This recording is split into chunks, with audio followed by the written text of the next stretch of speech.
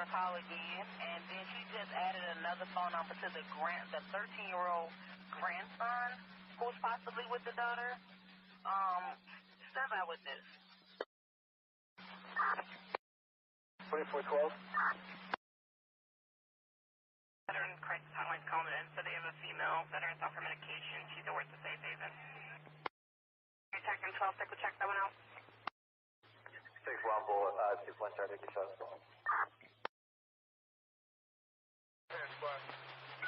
Officer still stands for time? No. Offender in custody? Temporary with thanks. They went on the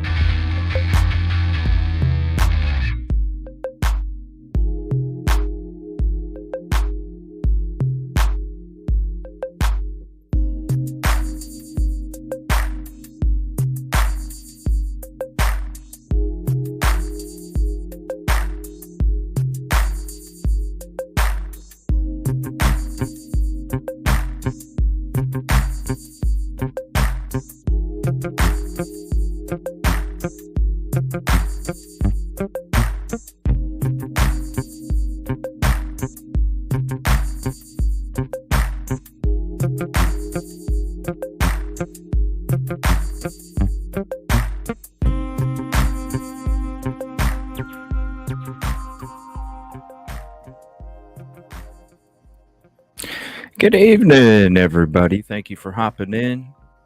I want to say a special thank you to Commercial Zone for joining us this evening. I always love hanging out with you, having conversations with you, especially with this case. It has been a case that over here in our community we've covered since day one. Actually, it's what made the channel a true crime channel, is the Idaho 4 case. So it's nice to see some old names in there too in chat. Thank you all for hopping in. Appreciate you. And thank you, Commercial Zone. So what have you been up to lately? Oh my gosh, I just saw almost episode 200. Yeah, CJ, it's been. Whoa. Can you hear me? Yeah, I can hear you. Good. Well, first and foremost, hello, my friend. It's been a while. Oh, and, yeah. I'm so happy to speak with you again, and I love the kitty. I didn't know we had a kitty cam. Yes. Yes. On my last trip covering the Micah Miller case, after the hurricane, the next morning, because where I was at, the hurricane came through. I mean, it came through a few days, but the last of it came through in the early morning, and then that next morning there was this little kitty out there under a bush all alone, thick and skinny. Oh. And I was like, well, I'm a new cat owner. I couldn't take her to the shelter because you know what they usually do nowadays. And so I was like, she's gotta have a chance. Yeah, she's on lockdown, y'all, because when I put this playpen together, it was like maybe 2 minutes, and she literally already figured out a way to get out. So now she just, whenever she wants to come out, she'll just climb it. And I'm like, no. So we had to get a special edition. So yes, there is a roof. I might take it off in a little bit, but she was acting a little rambunctious right before the show. So love the kitty cat. But no, I mean it's been a while. I know that it's always great to talk to you. And as you said, I think you started your channel around the time of the Idaho 4. yeah, it was just maybe a week and a half.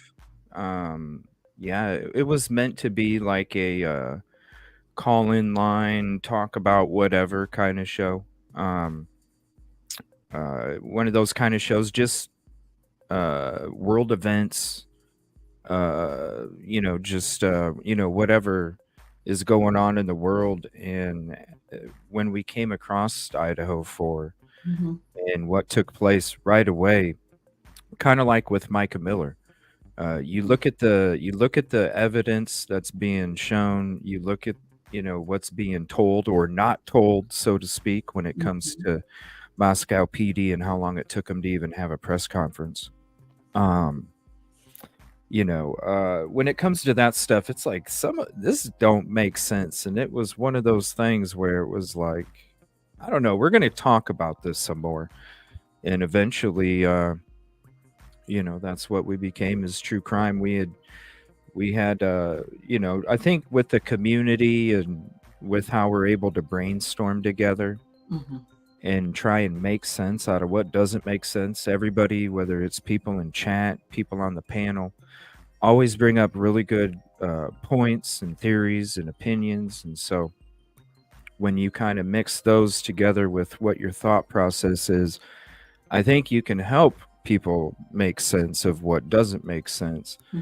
And this is going to be one of those cases. It was like in the beginning it didn't make sense, and then when BK was arrested for a few day period, it's like, oh my gosh, this is the guy who did it. And then when you start to like go into stuff as it starts to come out, every so often, it's like, this is not right. And you can kind of basically see it, like even when the new document that came out yesterday, and as you're scrolling through the other cases in Idaho, and literally it's a scroll or two and you're to the next person. When you get to Brian C. Koberger, you're scrolling for a while to where you accidentally end up on the next person because you're just used to scrolling so much. I'd ask the question because I am one of your OG subscribers. I came across your site fairly early on. I want to say maybe January, maximum February of last year, after he was returned. And you were one of the few voices that was saying at that time that things didn't make sense. And I was starting to feel that same way as well, because initially, these crimes were so horrendous. I mean, so shocking to the mind. And, you expect that if the Moscow Police Department, as less, they were so non-transparent, from the beginning, but if they say this is the guy, then you say, okay, well, then they must know that this is the guy. But it took a few readings of the affidavit of probable cause that got me to start just, from a practical perspective, things just didn't make sense. And you could just see that there was some facts, and then there was a lot of things that were made up, or it made it gave you the impression, if you didn't scratch a little deeper, that okay, yeah, this is the correct theory, but then no, it's not. It just defied all logic. And so last year, what I did is I subbed to you, and I think we spoke for the first time, maybe around the time that the preliminary hearing was supposed to have been in June, and we've spoken a couple of times since then. But just to bring you up to speed with me, I had a podcast that I had for several years, from about 2018 to about 2017, 2020, but it was independent, it's the Indie Zone, and it was mainly like music, art, independent media, things like that. And I did interviews. And then, like a lot of things, the pandemic, it fell to the wayside. And then last year, I thought about upping it again. And then what I did, as you know, on Twitter, we looked at the PCA page by page by page. And so I thought it might be kind of cool to, reinstitute the podcast channel and just do the first 18 episodes, just do the PCA. And then from there, it was like, well, then what? It just, then we went into, and then I made the decision to kind of go through and just by chronologically do an episode per item on the docket. So yeah, you're right. We're up to 218 published episodes. They're all 5 minutes, very brief. I'm just going to say, like, you have the best. Seriously, you guys, I'm dropping the links for you guys. You need to go follow her on Twitter. Check out the podcast. Like, she has done the most amazing job breaking down the PCA, period, out there. I don't care what platform you're on. You definitely want to check it out because, and you're right. I was from the beginning. Not only it didn't make sense, but also when Koberger was arrested, I was also one of those voices where I said, this doesn't make sense either. And we were ridiculed for a very long time. Yes. Because we were on that stance. It was just a few of us. But really, it was like a 3 or 4 month period where literally we were ridiculed for our intelligence, so many different things. It was ridiculous just because we were on that stance. And when you not only broke down the PCA, but also you started to break down all the court hearings and the documents, that right there shows what everybody was thinking back then. Those few of us, that we were legit. And also some of those people that did ridicule us back then are actually coming to the side where they understand, this don't make sense, especially with all these court hearings coming out. And when it comes to the perception of what was being put out there, this was at a time where you couldn't trust the national news, period, anyway, but there was channels like News Nation and stuff like that where you were like, if I trust any news source, it's going to be News Nation. It was a shift in time with this case as well, because the way that they put out the misinformation when it came to the facts and what actually took place in this case against Brian Koberger, that right there just showed everybody the kind of manipulation that mainstream media can have compared to what you have on these platforms, which is we're just about the truth. We are just about justice. When it comes, I hate to see these families be so headstrong that it's Koberger, because, it's like, all anybody wants is truth and justice. The reason that we do these things is because we want truth and justice for other people. We don't spend all this time, when it comes to focusing on these cases. It's not about us. It's about them. It's about the community. It's about your brother, your sister, your mother, your father, your cousin. Any of these people could be in the same position that these other people are in, on both sides. And so that's why it's so important to not only discuss things that are real and true, but also, present that in a way where people not only can understand, but also it is the truth. There is no manipulation. There is a lot of people out there that do the clicks and views, the shock and awe. You know what I mean? That's one thing. But when it comes to these communities right here, like Commercial Zone, our community, uh, we'll say the same thing we've always said from the beginning, and it's because we actually care and we actually do look into things and we actually want to let everybody else know, because there is certain narratives out there that are being pushed, but at the same time, these are other people's real lives, and whether they're the victims or the people that are potentially the people that are the ones that committed this crime, everybody deserves to have that open thought process, because not everything that you see in front of your face is real. There's a lot of smoke out there. I remember you had said on more than one occasion, Mr. Koberger, what if this were your son? What if this were your neighbor? What if this were your brother? What if this were your husband? I mean, if this could happen to him, it could happen to anybody. And in looking at the documents as closely as I have, and I'm up to April. The episodes that will drop will be in April tomorrow. My goal is to get up to speed by September next month.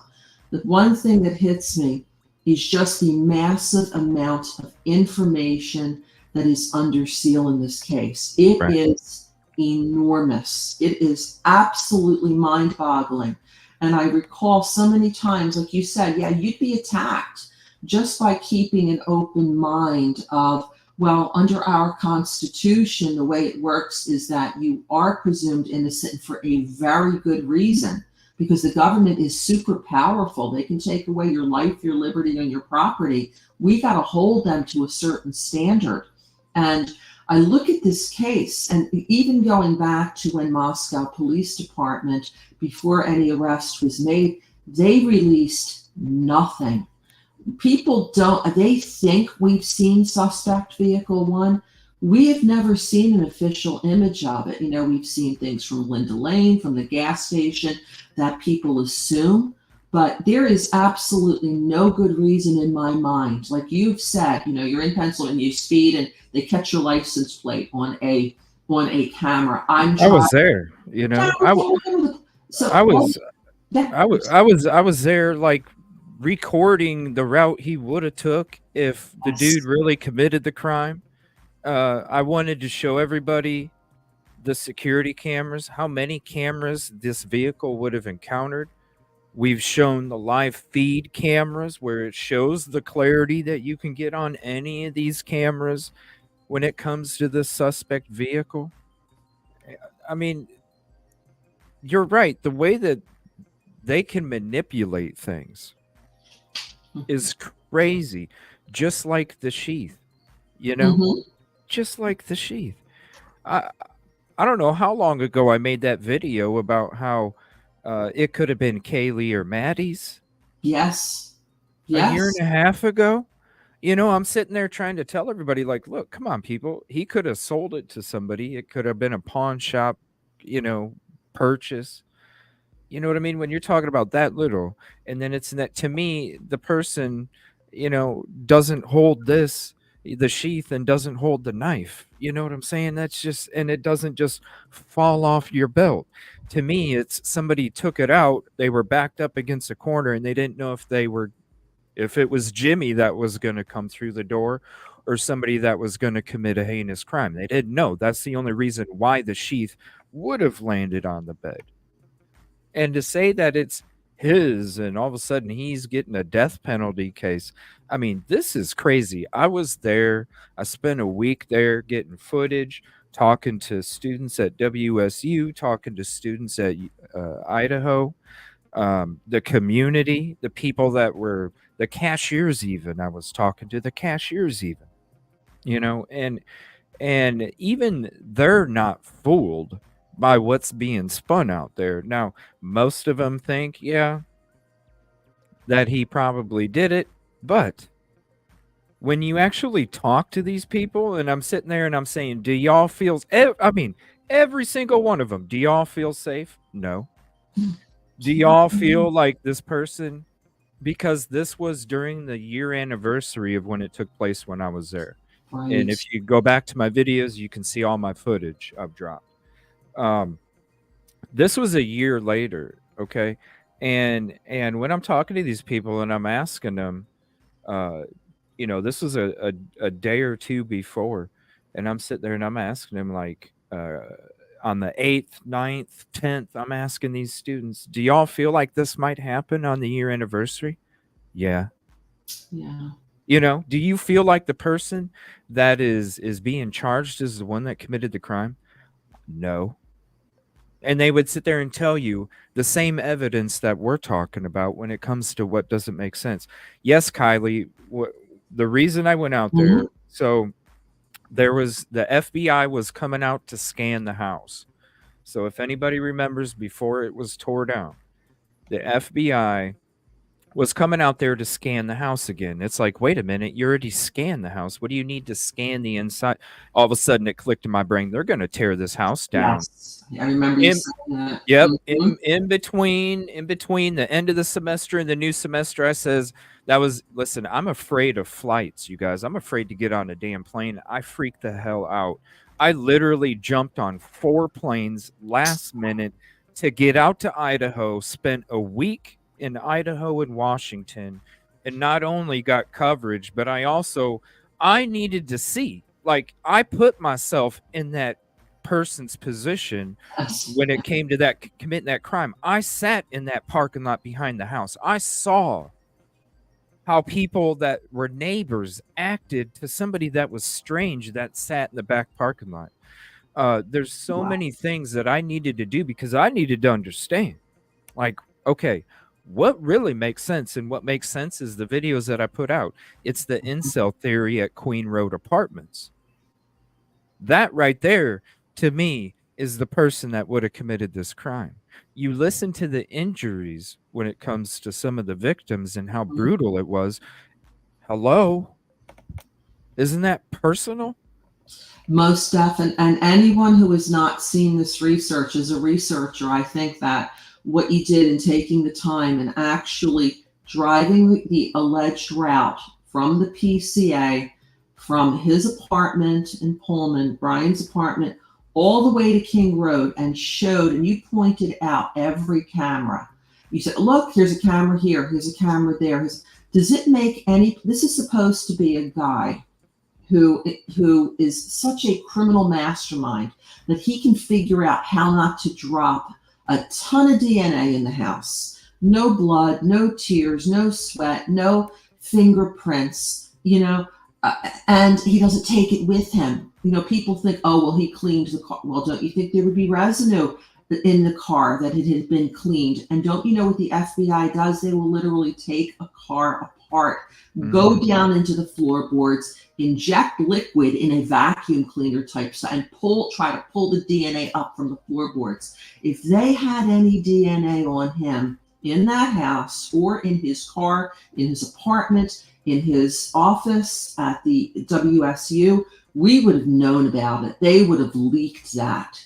They don't. How is it possible that someone this brilliant, who knows how not to drop or take DNA away, is going to drive to the crime scene in a public place, CJ, with all of these cameras? Make that make sense. I mean, there are people who commit crimes usually do come back to the scene. But listen, with that kind of crime, what do you, if you had to have gotten, I mean, you had to be nursing something.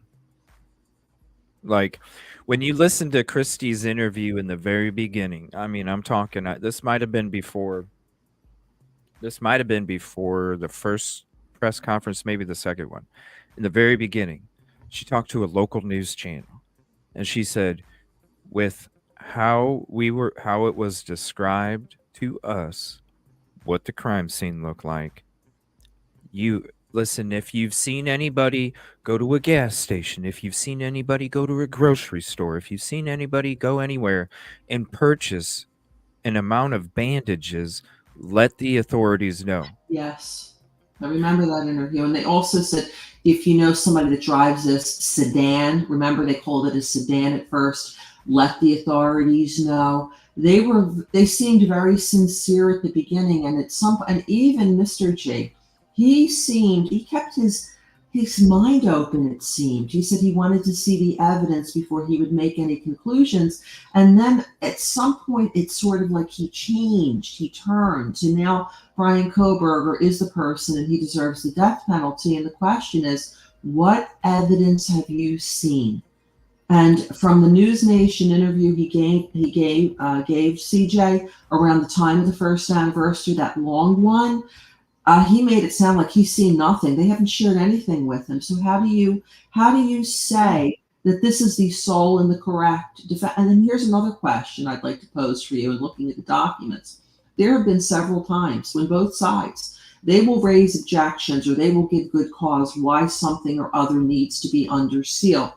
And they will say, release of this information on the public docket would tend to put people's life or safety at risk. And they don't name, they provide no details as to what that means. And the question I keep asking is, if the sole and the correct person's been incarcerated since the 30th of December 2022, how is anyone's life or safety? This only logically means that somebody else is on the loose.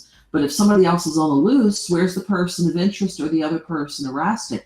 It does not make sense why things are sealed to the extent, no discovery request has ever been made public. No discovery response has ever been made public.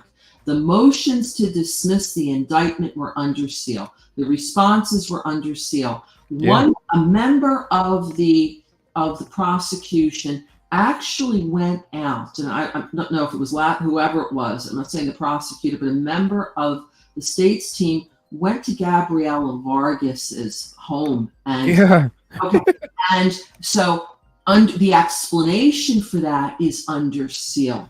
The information that was supposedly kept from the grand jury, that in one of the motions, that's under seal. Everything is on the survey. All of this is on. Why this cloak, this ironclad fist over all the information? I've been following true crime since the 1990s. I have never seen a case like this where they don't release something. No 911 call, no photograph of suspect vehicle when they have all this imagery of it. Nothing, not a picture of the knife sheath. Right. Nothing. A picture of the suspect going into the home. Nothing. They hid everything. They wouldn't even let the family do a reward to find the person that committed the crime. Right. I forgot about that. That's true. You know what I'm saying? Like, you didn't even some of the families were like, yeah, we're going to put money together. They said no. It would cause too much attention. He's like, look, I know. I don't want Moscow. Excuse me. I don't want Moscow to disappear, because he already knew. He doesn't even live there, and he already knows if the university doesn't have enrollment, that town does not survive. 100%. And so the question became, why on the afternoon of the day of the murders, when you are there 12 hours late, whoever the perpetrator or perpetrators are, they have a 12-hour lead. You're arriving at noon. Within an hour or two, you're saying there's no threat to the community, and then it was the house was a target. No, it was a person that was a target. No, it was a house and a person was a target. I think that my theory, I give it under the First Amendment. I always say that this is my theory only as a citizen and a podcaster, is that the university's interest was front and center. It was. There's information. I have not read his book. I did. Is it true that members of the they sent members of the university out to the frats and sororities to interview them about what took place. They had knowledge, and this is why I sit there and say the IT department they're gonna monitor all that stuff, especially for keywords. So you couldn't tell me that the university wasn't seeing the keyword message because, okay, there's Snapchat, there's all these other ones, right? But there are university email, Right. university apps that they don't need Right. your permission to read it. Okay, that's what IT does, and they're going through with keywords. Keywords pop up like knife, blood, you know, killing, this and that. It'll pop up. Now, the IT probably has a heads up. Well, something's going on. They call the crisis team, and then President Green's like, shoot, we got to put a stop to this. He sets up a team, crisis team, and sends them out to universities and sororities. Why? Why are they going to talk? Because the sororities and the frats make money along with the university when it comes to look at all the donations that those Right. fraternities were getting at the University of Idaho. I mean, 500,000 on one of them alone? Like, Right. that's crazy. So when they're all making money, they all need to keep it quiet because they don't want this, this horrific news to get out. So they're out there suppressing the information, collecting the information. Right. And then the reason that the MPD probably was waiting is because I guarantee you President Green was controlling the information that got released, Yeah. Mm-hmm. controlling the statements. I think the PCA statements are statements from a counselor that was interviewing the students. I don't those to me aren't statements from a person that witnessed a crime. Those are statements from people that witnessed the people, and they're using those as statements. They wanted to suppress all of this, period, because look what already happened. You already had 50% drop off right away. Mm-hmm. What college? You had a week until Thanksgiving break, which then they had a week. You had a week of school left. Why did you send everybody home right away? Why wouldn't you make them stay for the next week? Don't worry about going to class, but you definitely got to sit here and tell us what you heard, what you saw, what you witnessed, whatever. Because I Right. guarantee you the person that committed that crime was one of the people that dipped out of there, and they were like, "Go ahead, just be comfy." I bet you that person dipped along with all the, because they're like, "Look, I don't have to stick around, and people ain't gonna look at me sideways for going back to Missouri. Shoot, I'm gonna go ahead and go back to Missouri and not even have anybody looking." When Well, it comes, it seemed like he had way too much power and authority. oh I yeah, remember you saying they early say he on. saved their university. Oh, I remember you saying early on that yes, it was the Monday. Thanksgiving was still like 10 or 11 days later, and he was telling people to go home. Who is he to override the police? Maybe those students saw, heard, know something. What are you doing overriding the police and telling them to leave? The last thing they should be doing is leave and then Yeah. come back. Like you said, don't worry about class, but just stick around and assist the police department. But then we had the Moscow Police Department by rote. They just started saying that they cleared this one, that one, the other. I mean, within days, they cleared so many people. How is that possible? What type of investigation are you doing to clear someone? Requires time, it requires effort, it requires looking at maybe subpoenaing records and then find. And what about the theory that when something like this happens, it's usually the usual suspects? You look at the people closest, not somebody who has no connection at all, like Brian Koberger, but people who are closest to the victims. And like you said earlier, which I 100% agree with, this doesn't sound like a stranger on stranger. This sounds like someone was either angry, was jealous, maybe, there's some people that drug something. This is anger and rage, to kill someone with a knife, get up and close and personal, hear them, smell the fear and get their blood on you. It just defies logic. that it would be him. That's just my theory.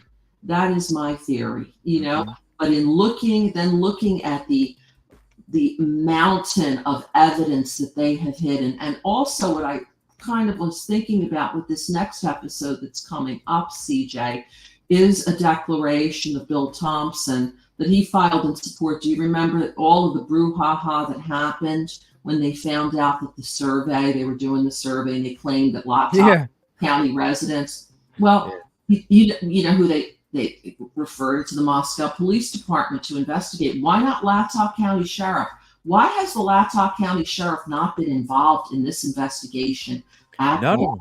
Right. At all? Is it because the chief of police, I'm throwing this theory out, knew he was going to run for sheriff, and there was maybe some bad blood between the two? You would think that they would be one of the agencies involved in the investigation. They are mentioned not at all. It's the FBI, it's the ISP, Idaho State Police, and it's the Moscow Police Department. You know, and what I also find suspect is that when they got those contacts, he's very ambiguous in his declaration. This is Mr. Thompson. He says that we received a contact that a Latah County resident received this unsolicited telephone call, and then a second contact. Okay, well, that's Latah County. Have the sheriff's department investigate it, go out and speak with. Nope. They sent it to Moscow Police Department, and it was Brett Payne who developed the reports that went to Thompson that then got put under seal again. So it's like he wanted to control this. At least that's my opinion. The chief of police wanted to control this, didn't want anyone getting in too close to start asking some questions maybe. Like, dude, you need to maybe release a picture of suspect vehicle 1, because you got people in this community that need to be told to stay away. And then you have a witness description. Where's the picture? Where's the artist's rendition of this guy with the bushy eyebrows and rock? Aren't you concerned that people are walking the streets or Right? stay away? Not a stock photo of a vehicle, and not even a drawing. Like, give us at least a mask. What, you know, like at least a mask and some eyebrows. Right. And what about, why are you dropping in be on the lookout 2 stock images? An image of a car with a sunroof, which, unlike suspect vehicle 1, we have all seen Brian Koberger's car. He does not have a sunroof. And then another stock, right? Why aren't you dropping in, like every other law enforcement agency in the country, an actual picture of the suspect car? And then even if it's blurry, then you add in stock images. I cannot understand why the world has never seen suspect vehicle 1. It makes no sense. If anyone has a logical explanation, I can't figure it out. CJ, what do you think? You even if it's a grainy photo, they give you the grainy photo, you know, like that, like period. Right.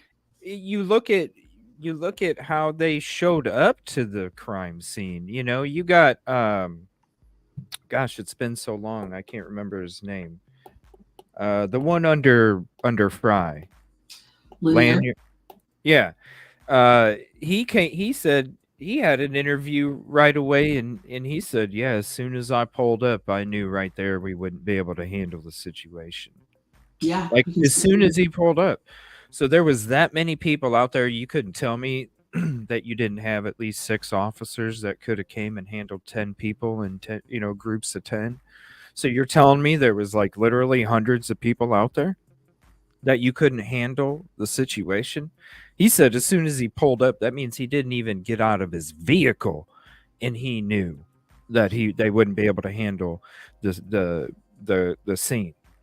You know, so why? You're right. Why didn't he call the sheriff? Why didn't that get because isn't there an escalation? Right. I mean, that's usually what's done.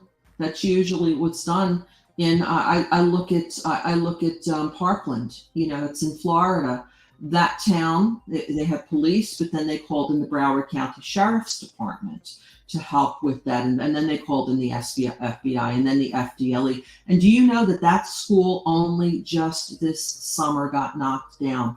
That school was on an active campus Those crimes happened in What? 2018. They kept Wow.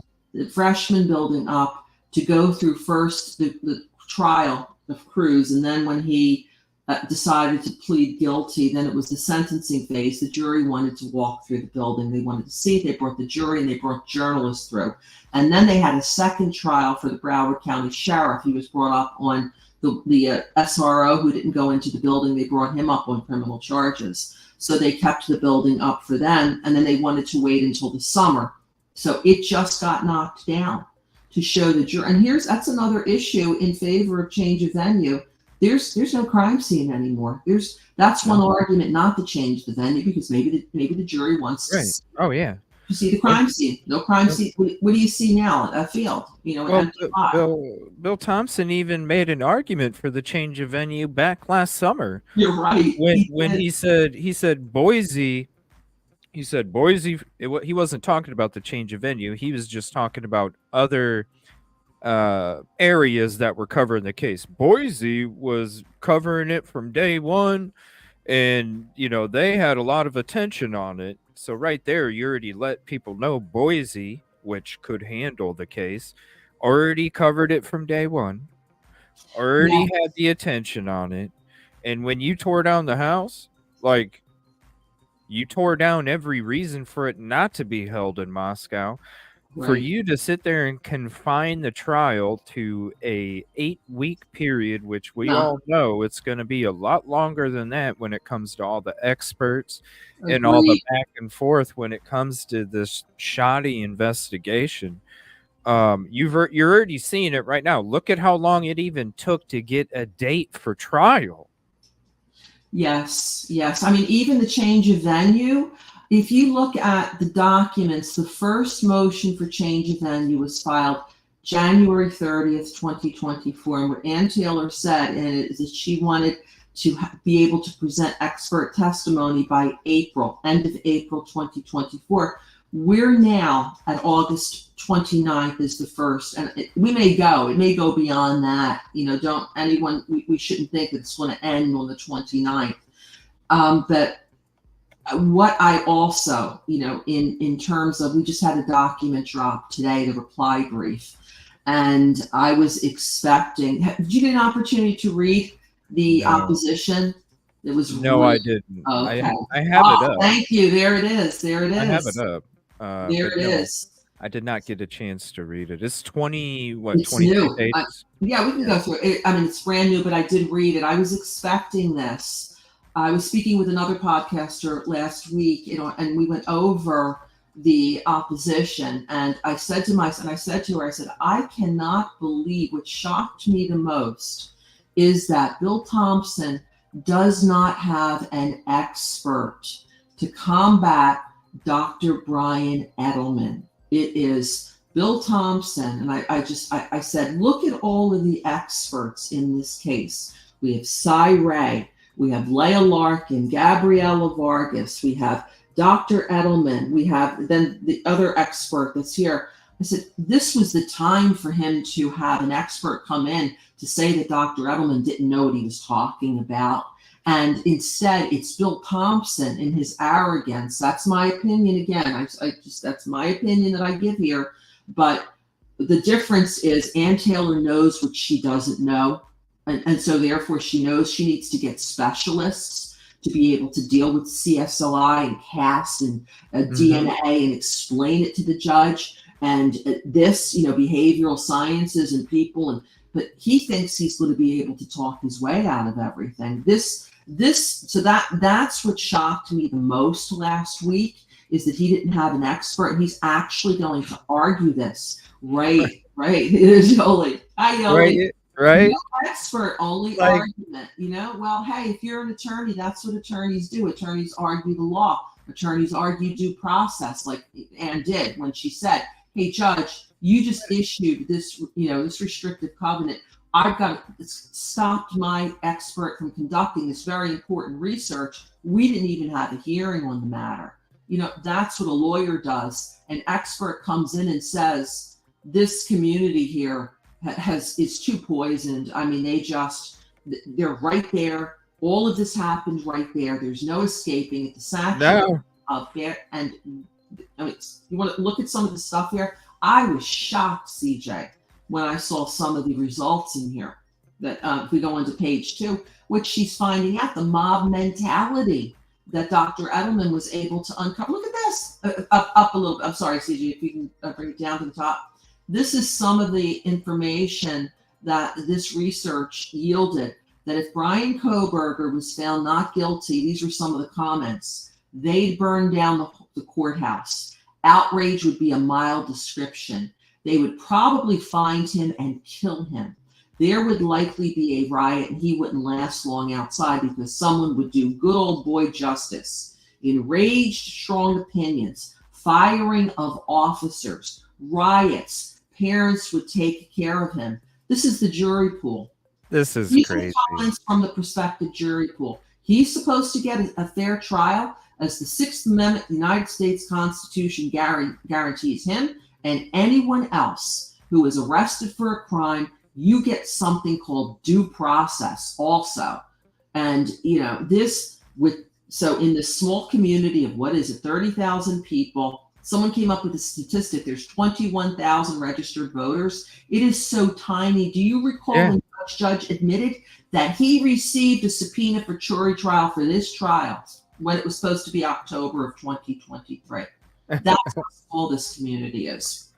It's crazy. I mean, when you look at his arguments in court, when he does argue, they don't even make any sense. I mean, one of the court hearings, we're sitting there for an hour and 15 minutes listening to him complain about the questionnaire, for the jury, and how that information could, cause significant damage when it comes to the case. And I'm sitting there going, dude, you're the one. And they even showed a video of him in the court hearing of him telling everybody the day they arrested Kohberger, I encourage all of you people to go share this information, go talk about it, share the information with that. And remember how much that was one of the most talked about events of this entire case. It was Dr. Edelman part 1. We got part 2 coming up on the 29th. This is Dr. Edelman on the stand.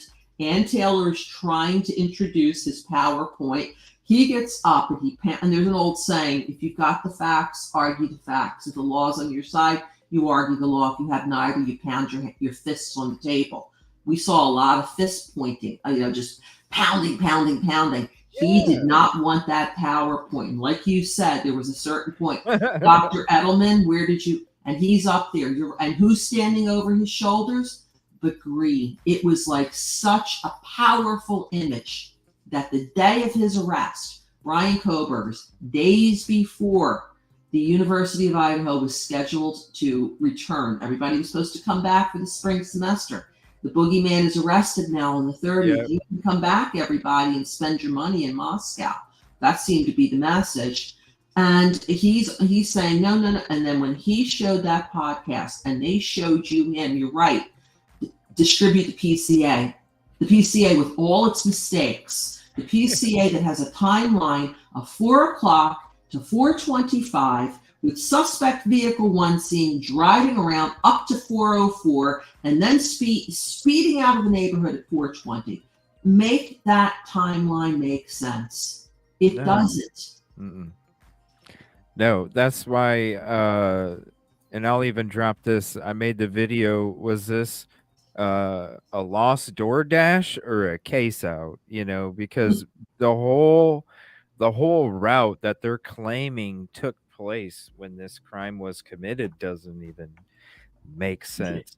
And to me, it was it had to be the DoorDash. It had to be the DoorDash because that. Well, you bring up a good point, because if you look at the PCA, I find it quite interesting that the author of the PCA, Mr. Brett Payne, he names Jack DeCour by his full name, first and last name. He is the only person that we know of who Brett Payne has interviewed himself. Brett Payne interviewed Jack DeCour. Everyone else, you have initials, for the surviving roommates. Of course, the victims are named in the PCA. The DoorDash the rideshare person, nope, his name's blacked out. We know his name because of the Pennsylvania documents. It was disclosed. Also, the coroner's not the medical examiner's out. Why is the DoorDash driver's gender, name, the name of whatever restaurant he or she came from, that is completely rescinded from the PCA. There's something about that DoorDash driver. Well, yeah. I mean, even the rideshare, like he was mentioned, you just brought him up, Eric. If you look into his, the dude doesn't even, when you look at his what he was stating, it doesn't make sense because he doesn't even live in Washington. He lives in Idaho. But yet he was the one that was the guy that tipped off police to Koberger was the neighbor that lived at Steptoe Apartments. He's the one that dipped the country. Yeah, I remember that interview. Nobody's ever heard about him anymore. He was the one that said, yeah, Koberger told me that he reached out to, or he was trying to get some ancestry stuff done, and he's creepy, and he has a white car. But they somehow morphed that into Eric.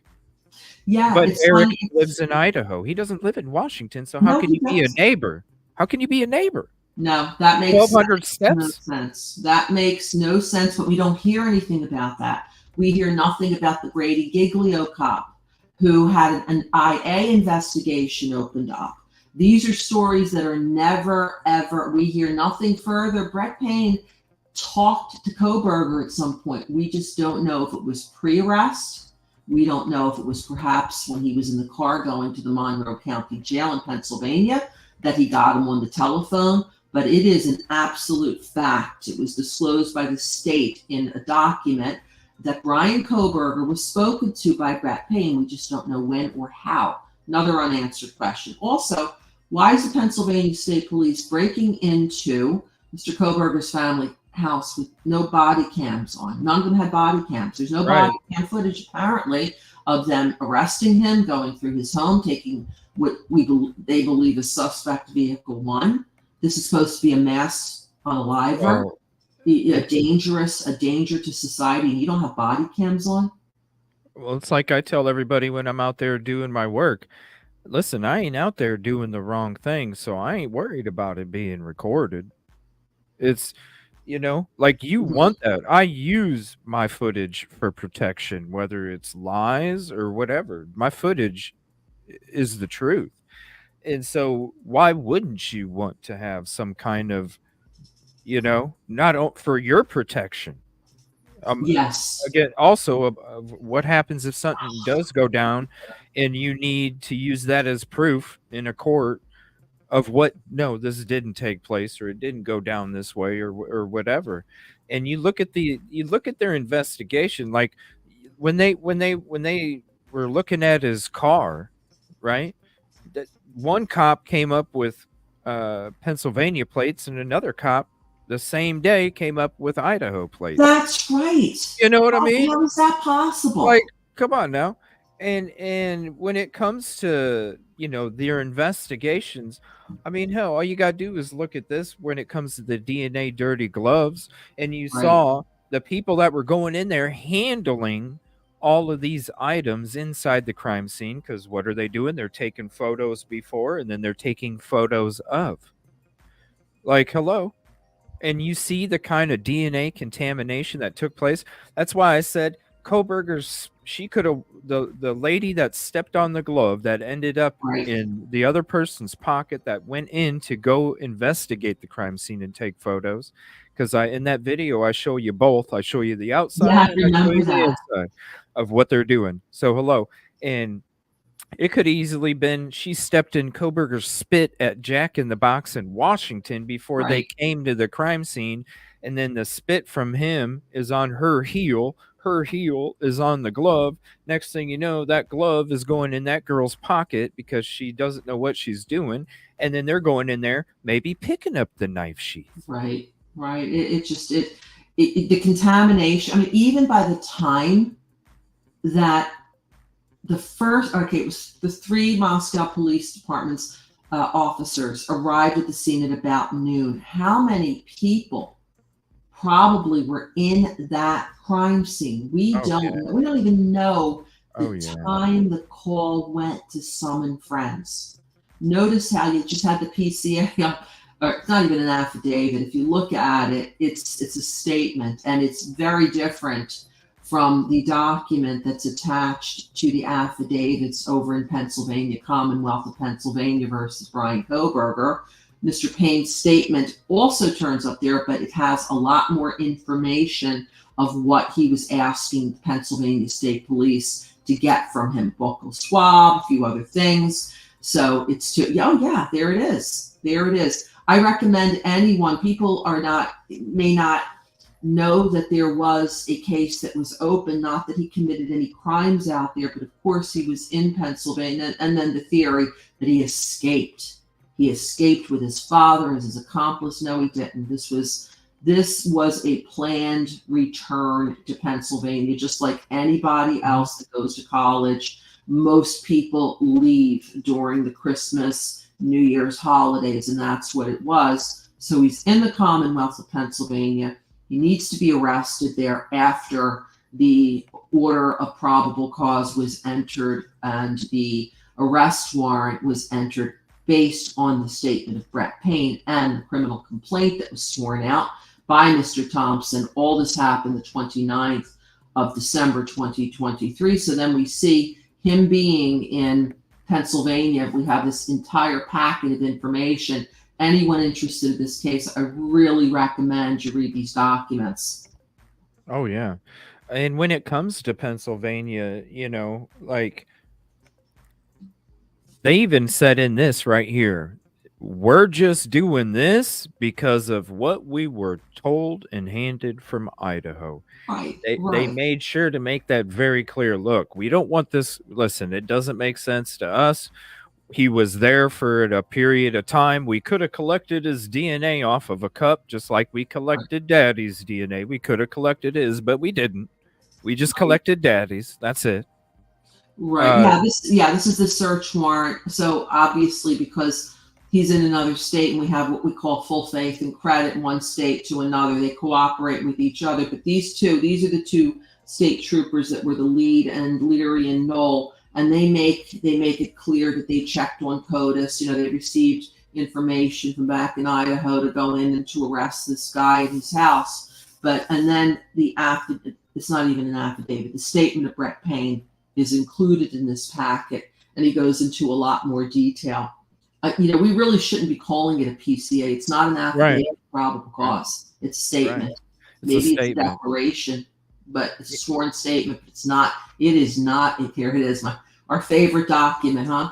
I mean, we spent a lot of time talking about this thing, but this is the document that started everything. We're not at this hearing that we're going to be watching next week without this. This is what started everything. Yeah. And there's so many errors in here, just things that don't make sense. Even when I was out there and I was trying to, because when I'm doing my routes, even like Micah Miller's, I try to make sure I do it exactly how, because I'm there. That's what I'm there to do. I need to do it. So I pretty much map out everything. I have everything prepared in, my maps from one to this, to this, to this. And when I was doing this one, this was crazy because I was literally like only planning on doing it. I was like, okay, it might take me an hour. It might take me an hour. No, it was already like 4 hours later when I finally had it completed because it got so ridiculous. I literally had to zoom in on Street View Google Guide just to come up with an address, just to make sure I got all this weird change here, go up there. It's just like, what the heck?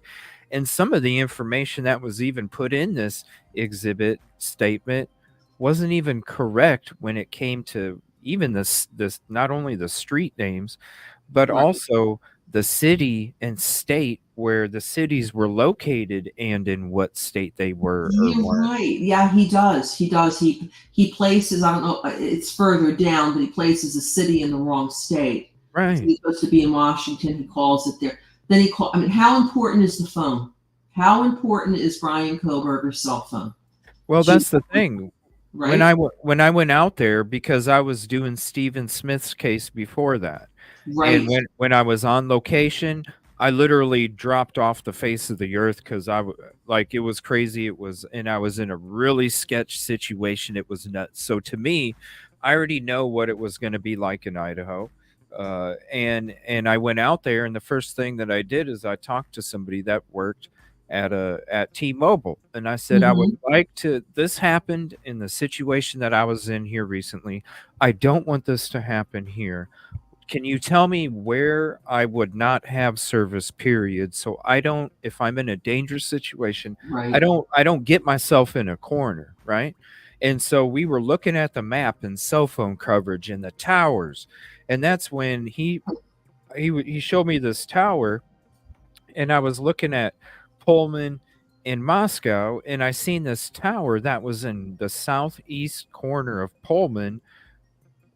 The 1122 was in that bubble. Wow. And I asked him straight up. I said, "Hold on a second." I said, this house right here. This house right here connects to this tower in Pullman. He goes, "Yeah."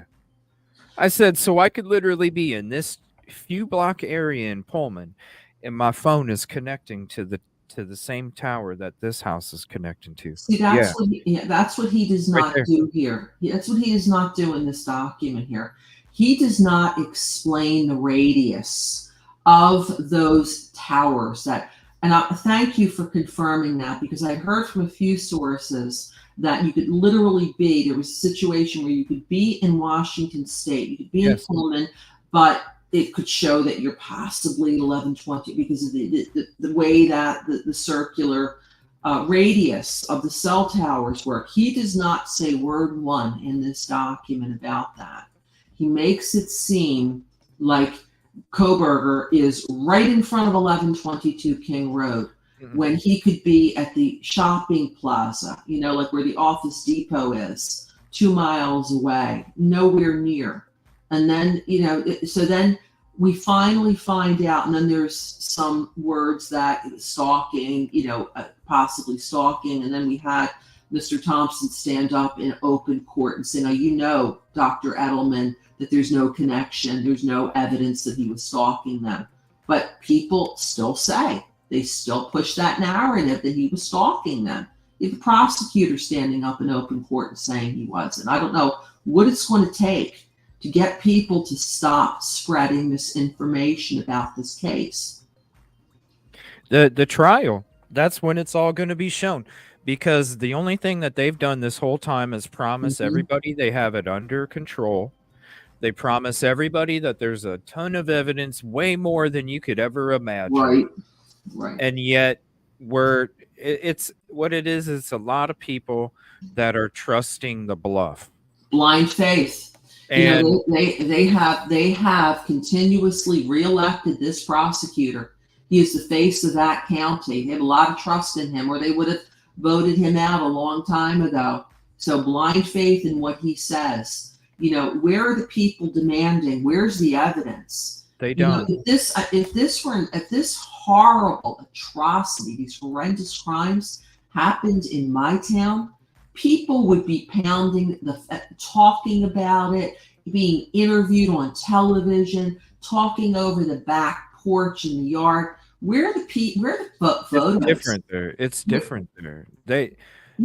So with this community, it was one of the things. This is why I started looking into the University of Idaho and the financial connections. Way like a year ago,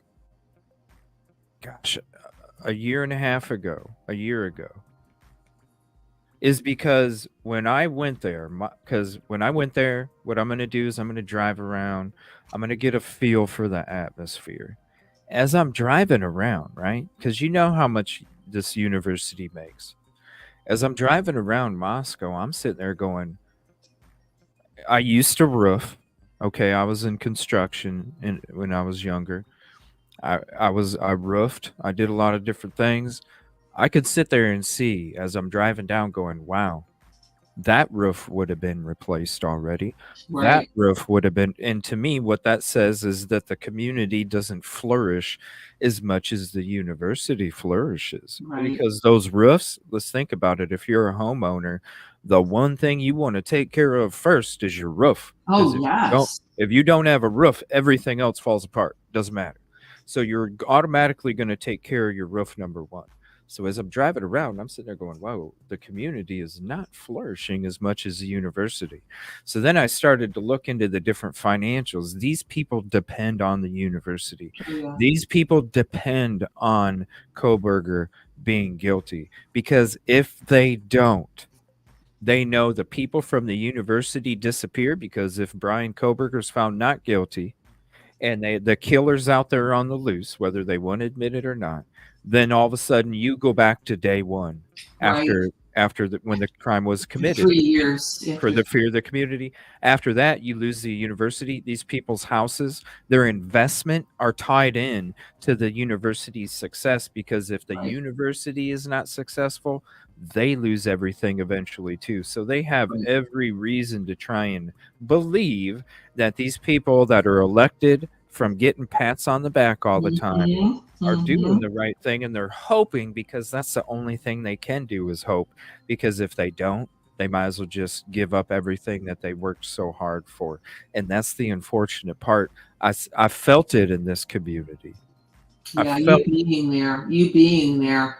I mean, it's one thing for us to research from afar, but you being there, and it's true. This Moscow and even Latah County, if this university were to close tomorrow, it would be economic destruction. There is nothing to replace it economically. Other communities, you might have college towns, but then they have other commerce.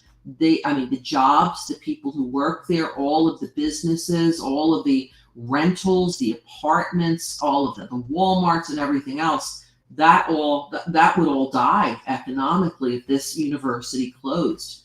mhm. And I don't know why so many people were cleared so quickly. A theory that I have, again, I give it as a theory, is that the last thing that they wanted or needed is to have anyone with any kind of a tie to that university to be somehow involved.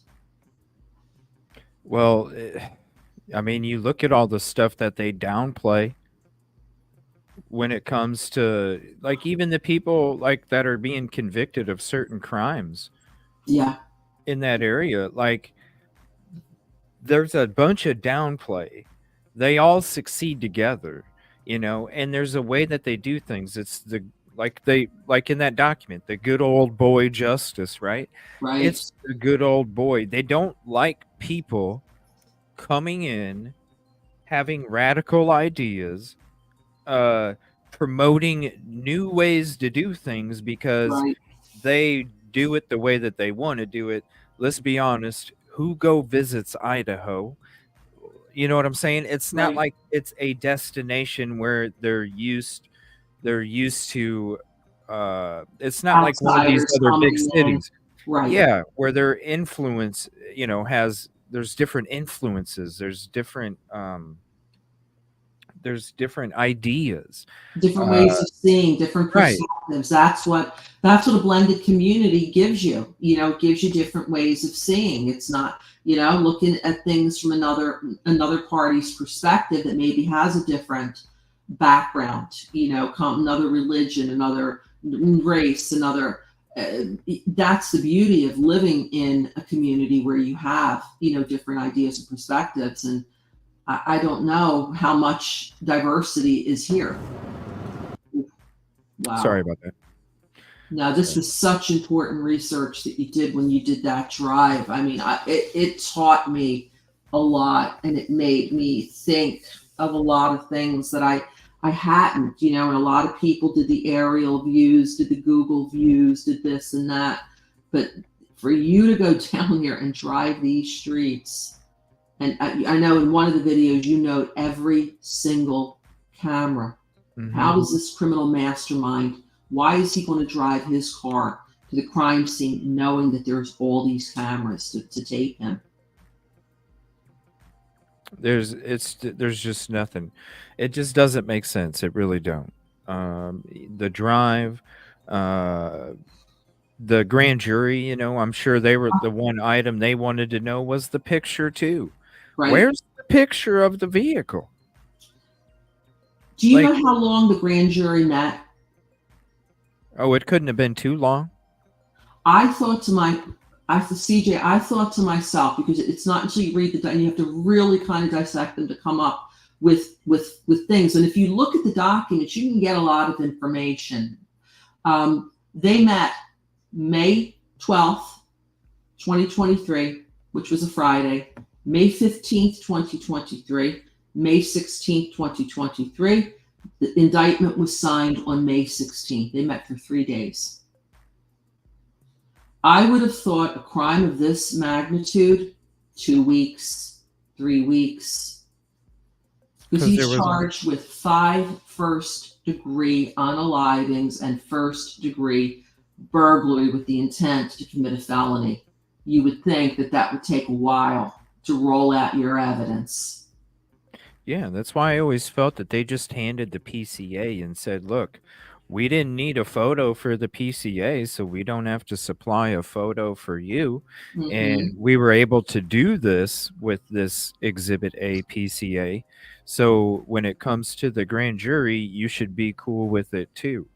I don't think they needed to go through evidence. I think it was a lot of them asking questions, them trying to, I mean, I'm sure the reason it lasted for 3 days was because Bill Thompson probably just talked and talked and talked and talked about all of this stuff, you know, like, yeah, we got him here and this and saying all this stuff. But when they're like, okay, well, can we see some? Well, they didn't need it for the PCA. Well, it's sort of like the infamous Captain Lanier quote, "Trust us. You're going to have to trust us." Mm-hmm.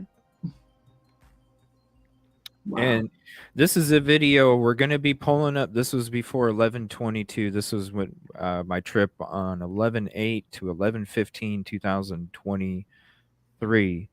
And this we're going to be like pulling up right behind the house here in a minute, and you guys can see how creepy it is when you pull up behind. But yeah, but this is the actual route from the affidavit of probable cause, the alleged route, right? No, this one is not. I did that one during the daytime because I wanted people to see the cameras. Like, yo. Now, when it came to nighttime, this is when I just collected a lot of different footage. I drove around in the streets when I was collecting that. Is this Banfield here on the right? Yeah, there right. It is. Banfield. There's Sigma Chi house lit up right there.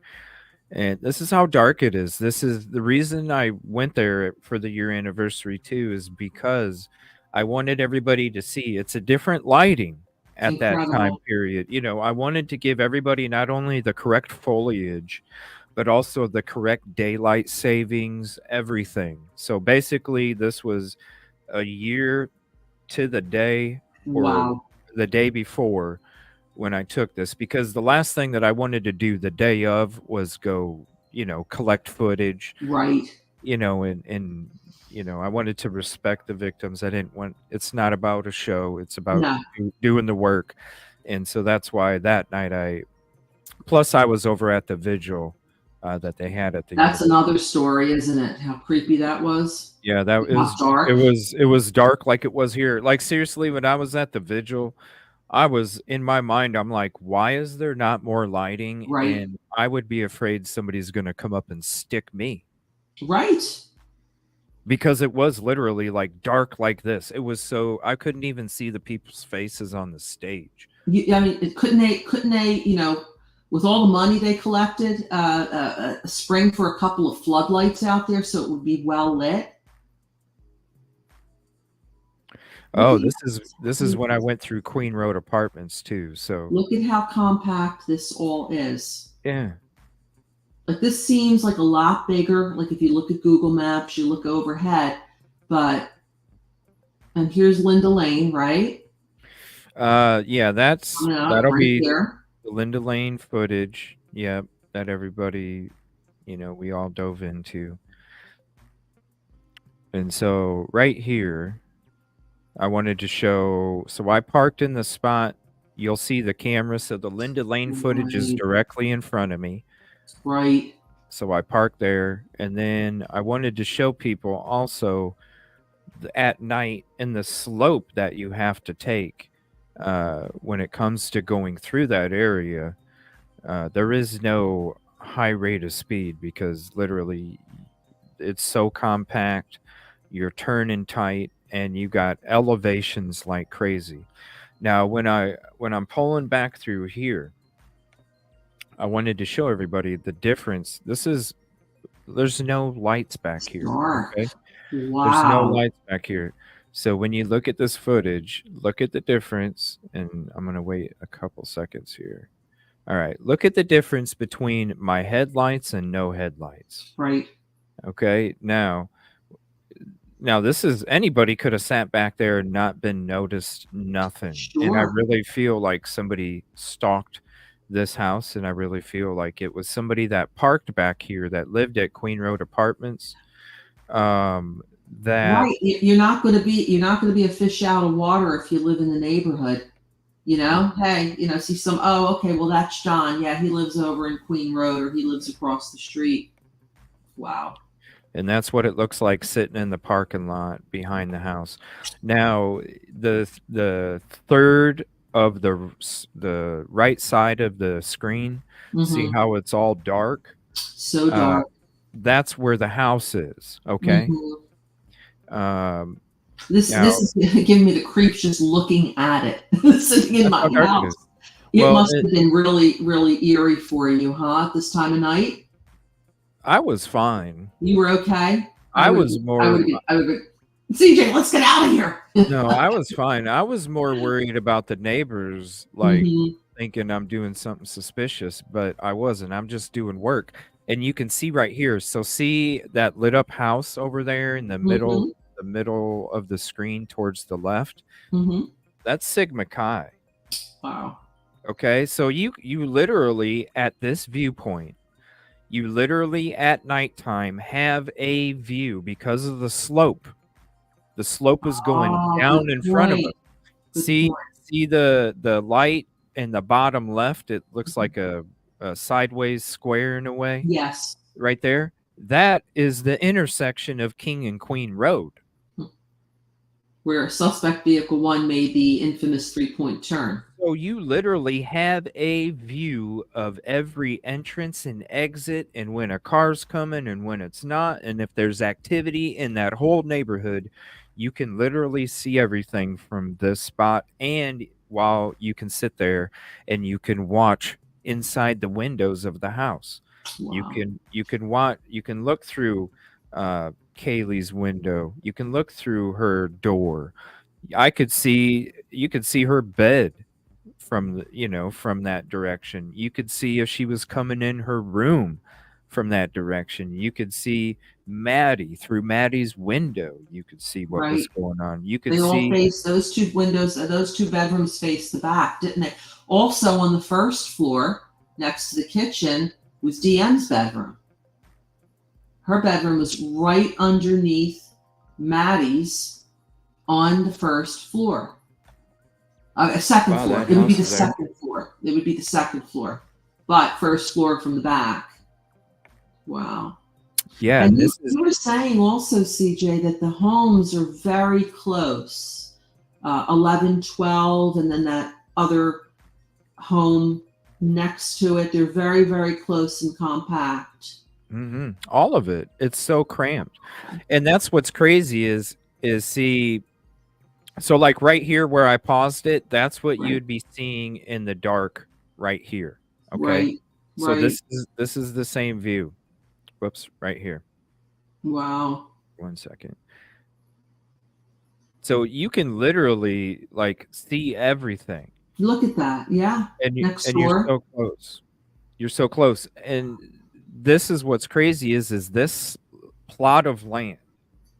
So when we looked into because 1122 is remodeled. We wanted to see, like, how did this even come up to 1122 King Road when it's facing Queen Road? We Right. went back and we watched the Planning and Zoning Committee video that the city of Moscow had up from back then. Really? And yes. And what's crazy is there's 4 houses on that plot right there, that square, Yeah. but literally it's zoned for 5. So it's like, I don't even know how they could even fit 5 houses. The reason they were able to remodel it the way that it is now is because the agreement is that they had to get rid of the garage. The garage in the front. That Right. garage in the front. Okay. Right. Yep. Okay. That's why they had to get rid of the garage. CJ, answer. Why is this a King Road address and not a Queen Road address? Everything faces King Road. The front door, the building. What is facing King that would justify a King Road address? Well, it doesn't make sense because there's not even a sidewalk, right? So here, let me show this, because this is what Google is going to tell you when it comes to the property and why it's considered King Road. So right here you see Queen Road right here, and you got King Road right here. It's basically telling us that this is the reason why it's a King Road address, because the address shows up here. But okay. It's saying that sliding glass door that we're looking at from the parking lot, they're saying that's the front door. But is that all the same property for 1122? This is the property for 1122. Right. So it's basically here, here, here, here, here, here. Right there. That's the property for 1122. Right, like the way you had it angled, I could see that. Okay, you could say that the sliding glass door in the back is the front door, but then that would mean that 1122 would have to own all that land next to 1118. There, right. I don't know, because this is the thing, is why is it, if this was, if this is where it's supposed to be, well then why isn't there a sidewalk? Right. That's leading back there. It's just dirt. Right. It just, I mean, even when the 2 Moscow police departments that one day back in, when was it, August of 2022, walked over from the frat house, the off-campus frat house, down King, and then walked around up to 1122 and confronted Kaylee. One of the cops even said, well, we're going to 1122 Queen Road, or we're on Queen Road. We're going to go to the house on Queen Road. So it was like the cops don't even know that that's supposed to be 1122 King Road. Yeah, and when you're a DoorDash driver or you're delivering something and you're like, you're looking for 1122 King Road, and you drive up and King Road stops right here. Yeah. You don't see an 1122, you see an 1118, you see an 1126, you don't see an 1122. Yeah, and it's 4:00 in the morning, supposedly. There's not going to be very many people that you could say, hey, dude, I'm looking for 1122 King Road. Can you help me out? And it's dark and you can't see. I wonder if maybe the DoorDash driver was texting Xana and saying, I'm lost, and I mean, these are just details that we wish we had. What was her message? Queen. Is it 1122 King or Queen? Because I see an 1122 Queen, because if you look at the house numbers are on the side of the house. Right. On Queen Road. You look from Queen Road, you see 1122 above the door. Right. So that's why I feel like she was like, it's Queen. Even though it says King, Queen. And I feel that message was her letting them know, I know it says King, but really it's Queen. Yeah, don't ask. It's just how it's Somebody that stalked the crime, right. somebody that or somebody that stalked the victims, somebody that stalked the house wouldn't get lost if it's 1122 Queen or King Road. And if they're Right. going there to commit the crime, they're not going to drive all around that block a few times just to create attention for that neighbor that had a hard time getting to sleep that night and keep seeing headlights coming through the blinds on his window and is like, who the hell is drunk?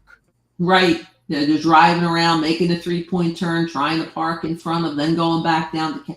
I mean, it sounds like that description of the PCA, quite frankly, sounds to me like a lost DoorDash or a delivery driver who's not familiar with the area would be making all of those turns, not someone who has, quote unquote. There was some details in the PCA that sort of led you to conclude that Mr. Kohberger supposedly stalked them, at least according to the PCA.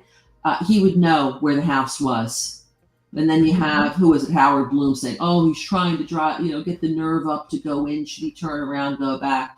How does he know what Mr. Kohberger is thinking in his mind? I mean, it's just, this case is like no other I have ever seen in my life. No, it just, the whole, the twisting and the turning, the failed 3-point turn, like somebody that is going to commit that and is ready and is stalked and is prepared. Like when it comes to the crime scene, they had to have been prepared because you don't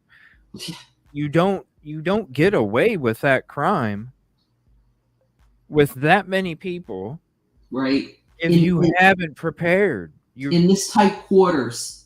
When I first heard about this crime, I thought Idaho, oh, it's probably open, some type of farmland or nearby mountains or something. Never pictured this. And then when you did the drive just a few minutes ago, when you see, I mean, how tight is this, CJ? How tight is this? Like you can see, like here's the video here that I was. This is the DoorDash route that he supposedly took. Now I can play the audio. I did a funny about it. I'm like, look, I can sit there and tell you as I'm using their footage, sitting there giving you a reason of how the DoorDash driver would be lost when it comes to this. Here, I'll just play this couple-minute clip here. That's freaking lost trying to order food. I'm not even going to play what they're talking. Just watch their driving, okay? Damn, I swear I'm on Queen Road, but it's 1122 King. Is there another way to get to King Road? This is me pretending to be DoorDash. Yeah, exactly. Hold on a minute. Let me look at my GPS again real quick. Okay, well, it's telling me I'm at the location, but I'm not at the location. Is that it? I don't know, but this is telling me I'm at the location, but I'm not. Shoot, hold on. Let me see if I can go. It must come around. King Road must come around because it's on King Road, 1122. Okay, hold on. Let me see. No, shoot. I can't go anywhere. No, it dead ends. Hold on a minute. Dead end. And here's the. No, hold on a minute. Let me go back. Hold on, let me go back. This is Court TV replaying the route of the route that when he committed the crime. Like, this doesn't make any sense. It's got to be this way. It has to be. Hold on. So I'm using their footage. All right, I don't know. That's the 3-point turn right there. On Queen Road, but with the lights going into the guy's house. King Road. Like, wait a minute. What? Huh? Is that it? See, you got 1122 right on the house. Okay. So when it's Vinny and them breaking down, because we watched this video, and here, let me get that's the route right there.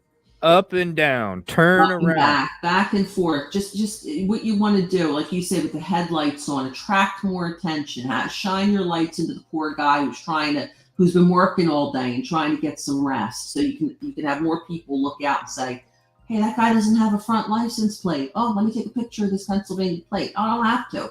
I got my camera out front. Well, and plus, where's the Linda Lane?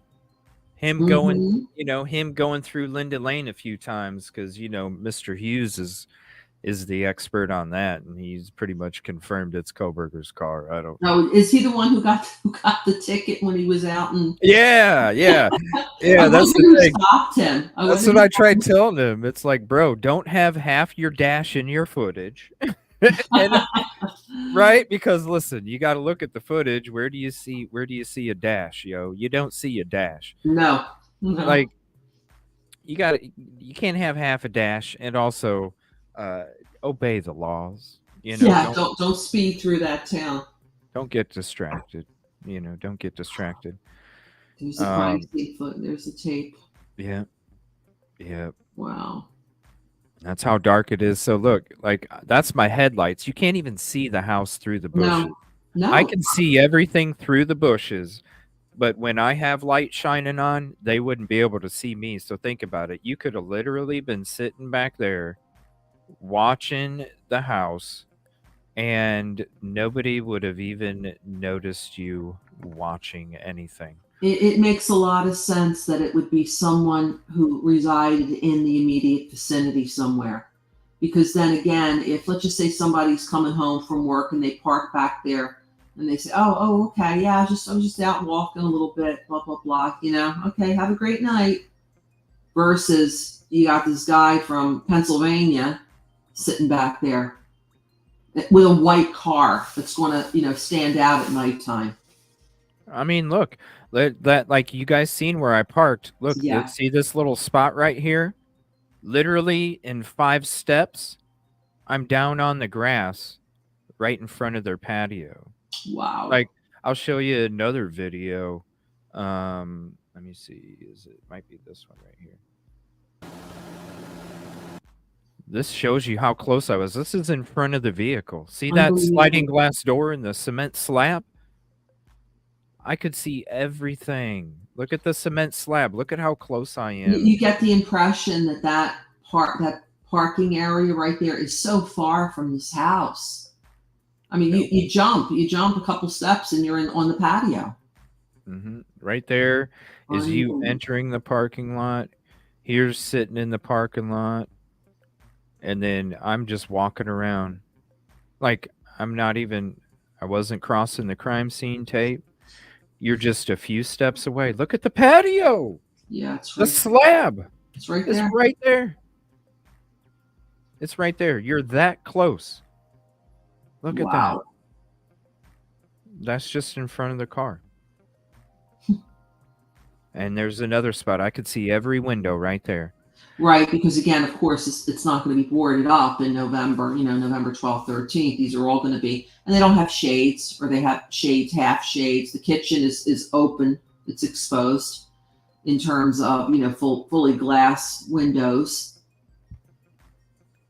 Well, and I can literally go walk around here, and they couldn't, if I'm dressed in black, I could take a couple more steps down there, dressed in black, hide behind a bush, and literally watch inside each sliding glass door. I could see who's coming in from the living room on the second floor.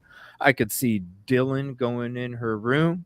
I could see who's going upstairs. I could see who's in the kitchen. I could see Kaylee's room. I could see her door, if she's coming in, if she's coming out, if she left it open. I could see everything through there.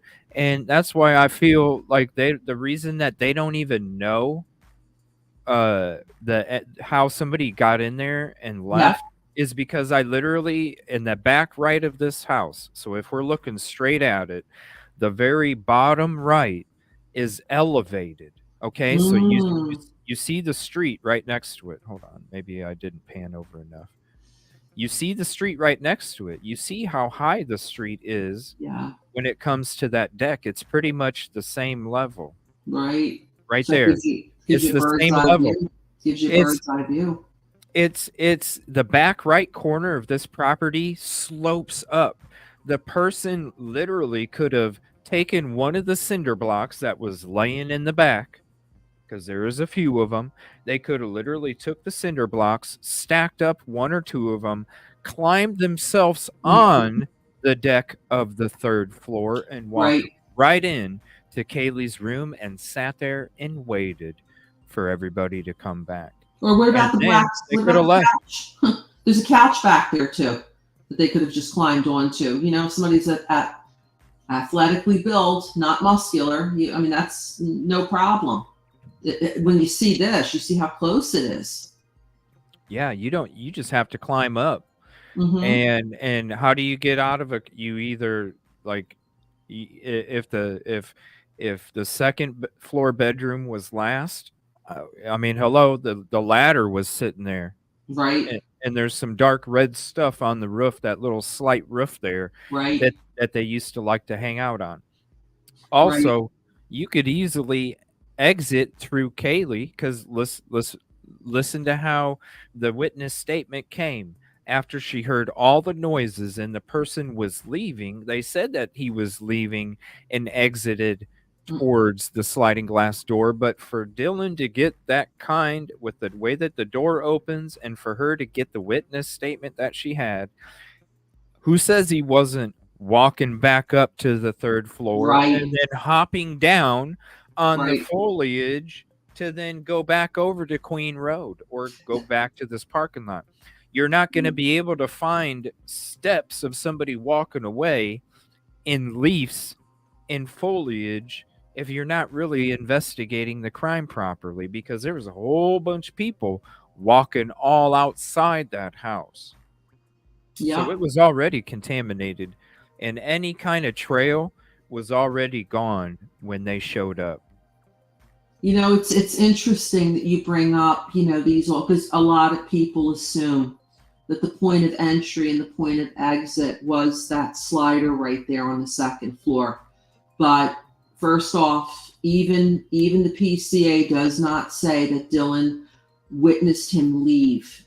It says that she saw him walking toward the kitchen. Like you said, there is no, he could have gone in there, looked for another knife, gotten a drink of water, whatever, a million and one things, turned around, gone back.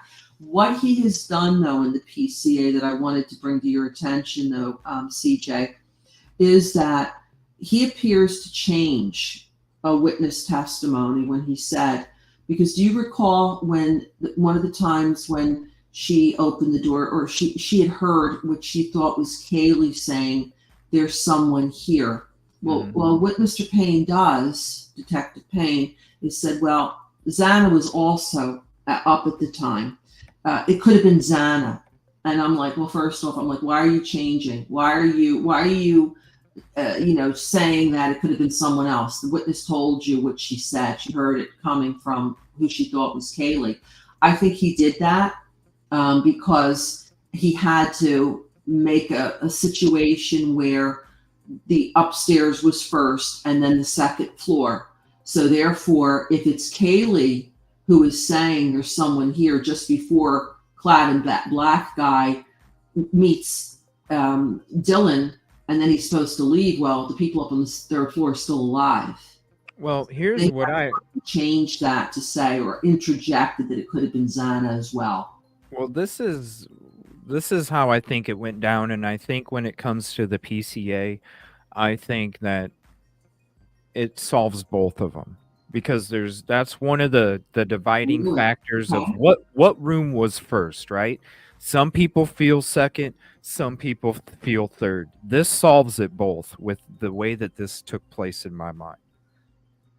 Because I always felt that the person, when I got there and I saw how close that back right is to being able to get on that third floor deck, you hear what's in the statement. To me, somebody was hiding in Kaylee's room.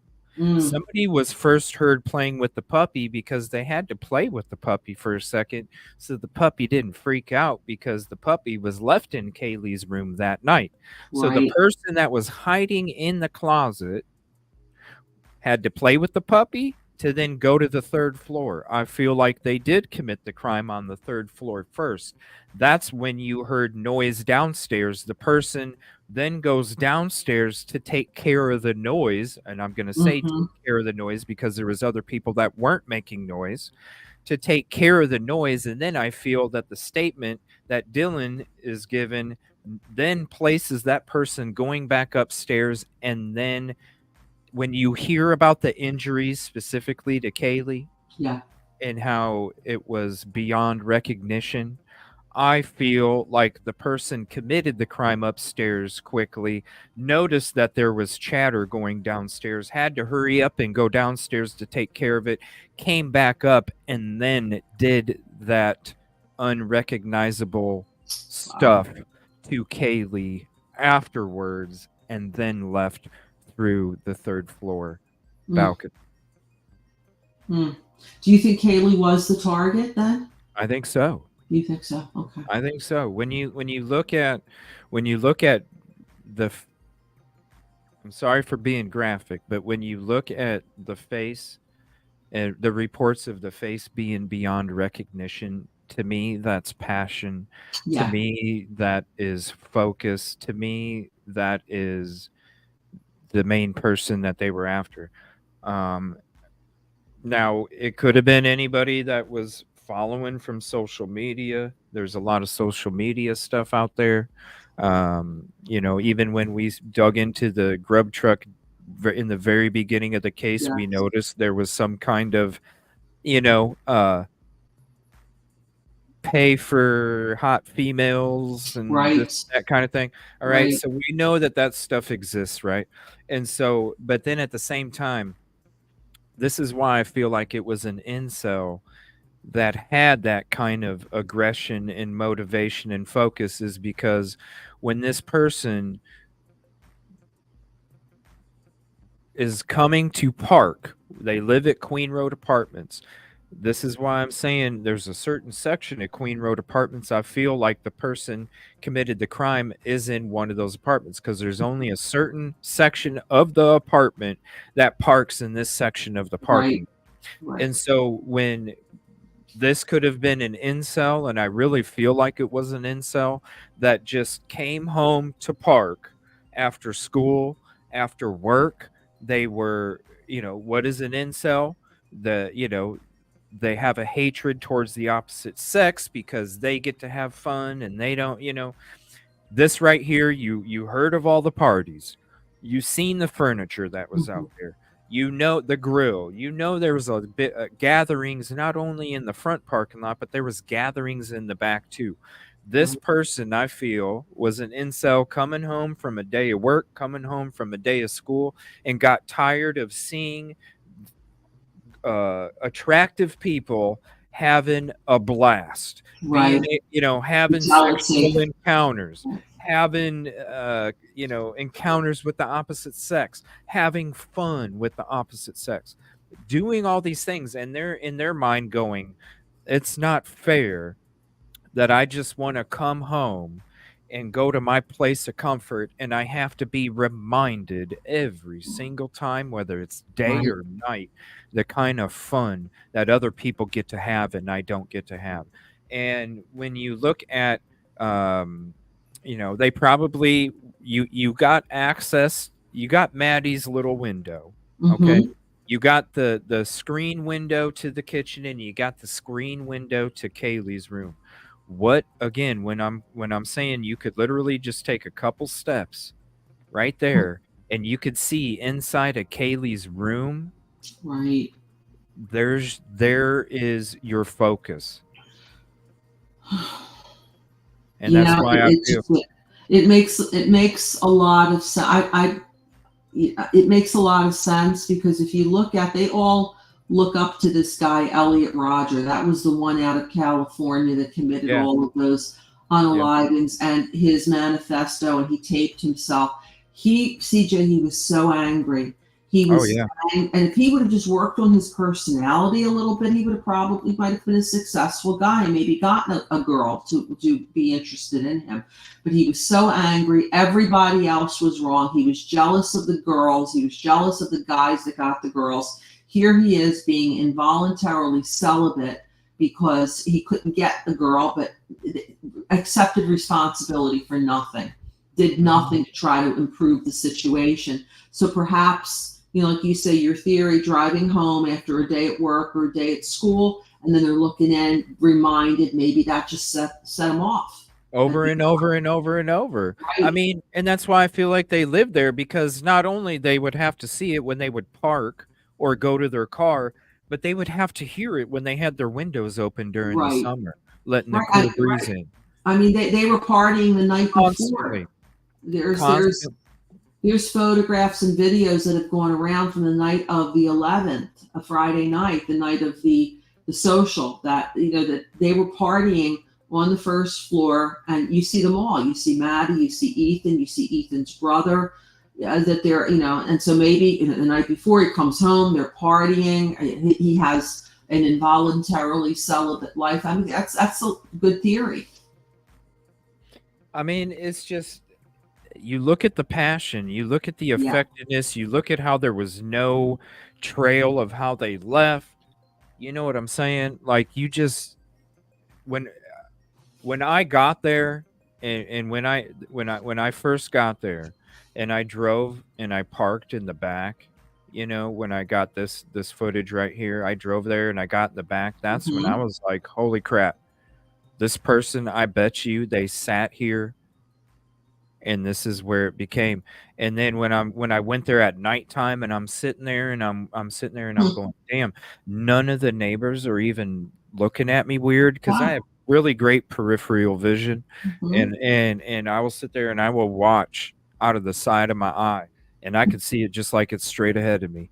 And when I'm sitting there and I'm watching these neighbors, and they're not even giving me a second glance, a car that they've never seen, a person that they've never seen, and they're not even giving me a second glance. To me, I'm sitting there and I'm going, yo, it has to be somebody right here that parked here, that was an incel, that really, it was forced, that it's a year lease, that it's forced. They're forced to be there. They're forced to hear it. They're forced to watch it, all when they just want to come home and be comfortable. They're out there battling the world against all of their, all of the stuff that they have this hatred for. They're out there having to exist in the muck, and they want to just go home. They're incels. They want to just go home. They want to just be in that comfy bubble, and just to go home, they couldn't even go home, because they could hear the stuff outside their window. That's why I feel like the person just started there. It was their first semester, and by the time it got to November is when they finally had enough. Right, because by then you're there for 3-4 months, and during the summer especially, we saw that the 2 times that the Moscow Police Department went over there. I mean, there were people in the house. They were partying. There was music blaring. And if you're an incel and you're coming home to that, it is in your face, literally. The misery that you're living with, that you take no they don't take responsibility for anything.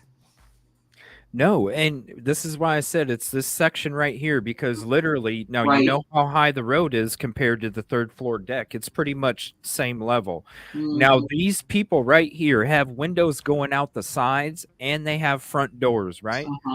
Yo, you could sit there and stalk the property from your room. Wow. It's a hop, skip, and a jump, right? That's it. Completely secluded. And who's going to think that you're doing anything suspicious when you're just going to your car that's parked back here? And who's, even if you're sitting in there like I was, this was the crazy part to me, Commercial Zone, is the fact that I had, when I was sitting out, because I did a lot of my work when I was out on location, I sat in this parking lot at night and did a lot of my work. Wow. Because it was a lot of travel time. And and I'm like, you know what, I'm done for the night, I'm doing my work, I get here, I'd always end it in this parking lot, and I would sit there for an hour, 2 hours, 3 hours Wow. doing my work on my computer. So these people that were living there were not only seeing a weird car parked there and somebody they've never seen, but also somebody that was in their vehicle.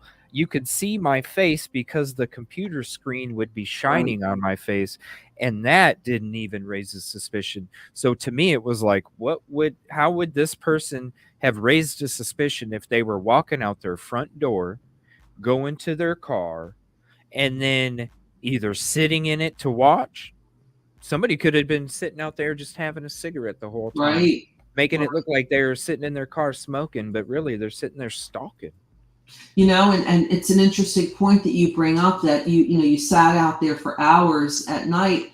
This is after there was a horrendous, mass unaliving. Imagine just the lack of, raising any red flags before this happened. Well, And, somebody out there, because after I made my trip, there was somebody, it was during the demolition, and there was a green car that stopped and was trying to leave when they started the demolition, and they had to back up and go around, and somebody was like, oh my gosh, this green car is so suspicious. I literally had to call the Moscow Police Department, because I sat there and I said, look, there's somebody on YouTube spreading this crazy shit about this green car. The green car, I saw who drove it. This is the description of the person. It has nothing to do with the crime. And I said, and can you do me a favor? Because this kind of stuff creates a lot of negativity out there when it comes to people going out there. Who says that somebody isn't going to watch that video that lives there and goes, hey, that person in that green car had something to do with it. Social justice, right? So I had to call the police department. I'm like, look, if anything, can you do me a favor at nighttime? It's so dark back there. Can you do me a favor, at least for the current time, while you're driving down Taylor Avenue? Can you do me a favor and swing through that back parking lot just to make sure that nobody, something shady doesn't happen? Because with how dark it is back here and how nobody really pays attention, to me, I was like, who knows if the person in this green car is going to be laying outside the front of their freaking car. Yeah. This right here, this is the green car. And it's like, I parked next to this person the whole time. Everybody parks in their same spots back there. The Chrysler 300, the green car, everybody. And the reason, and this is giving you a view, the reason that they stopped is because, look, how are they supposed to drive through that road when it came to getting around all that equipment? There's no way. That's why they had to back up and then go around the other way around the Queen Road apartments to then get on Queen Road to exit when they were doing the demo.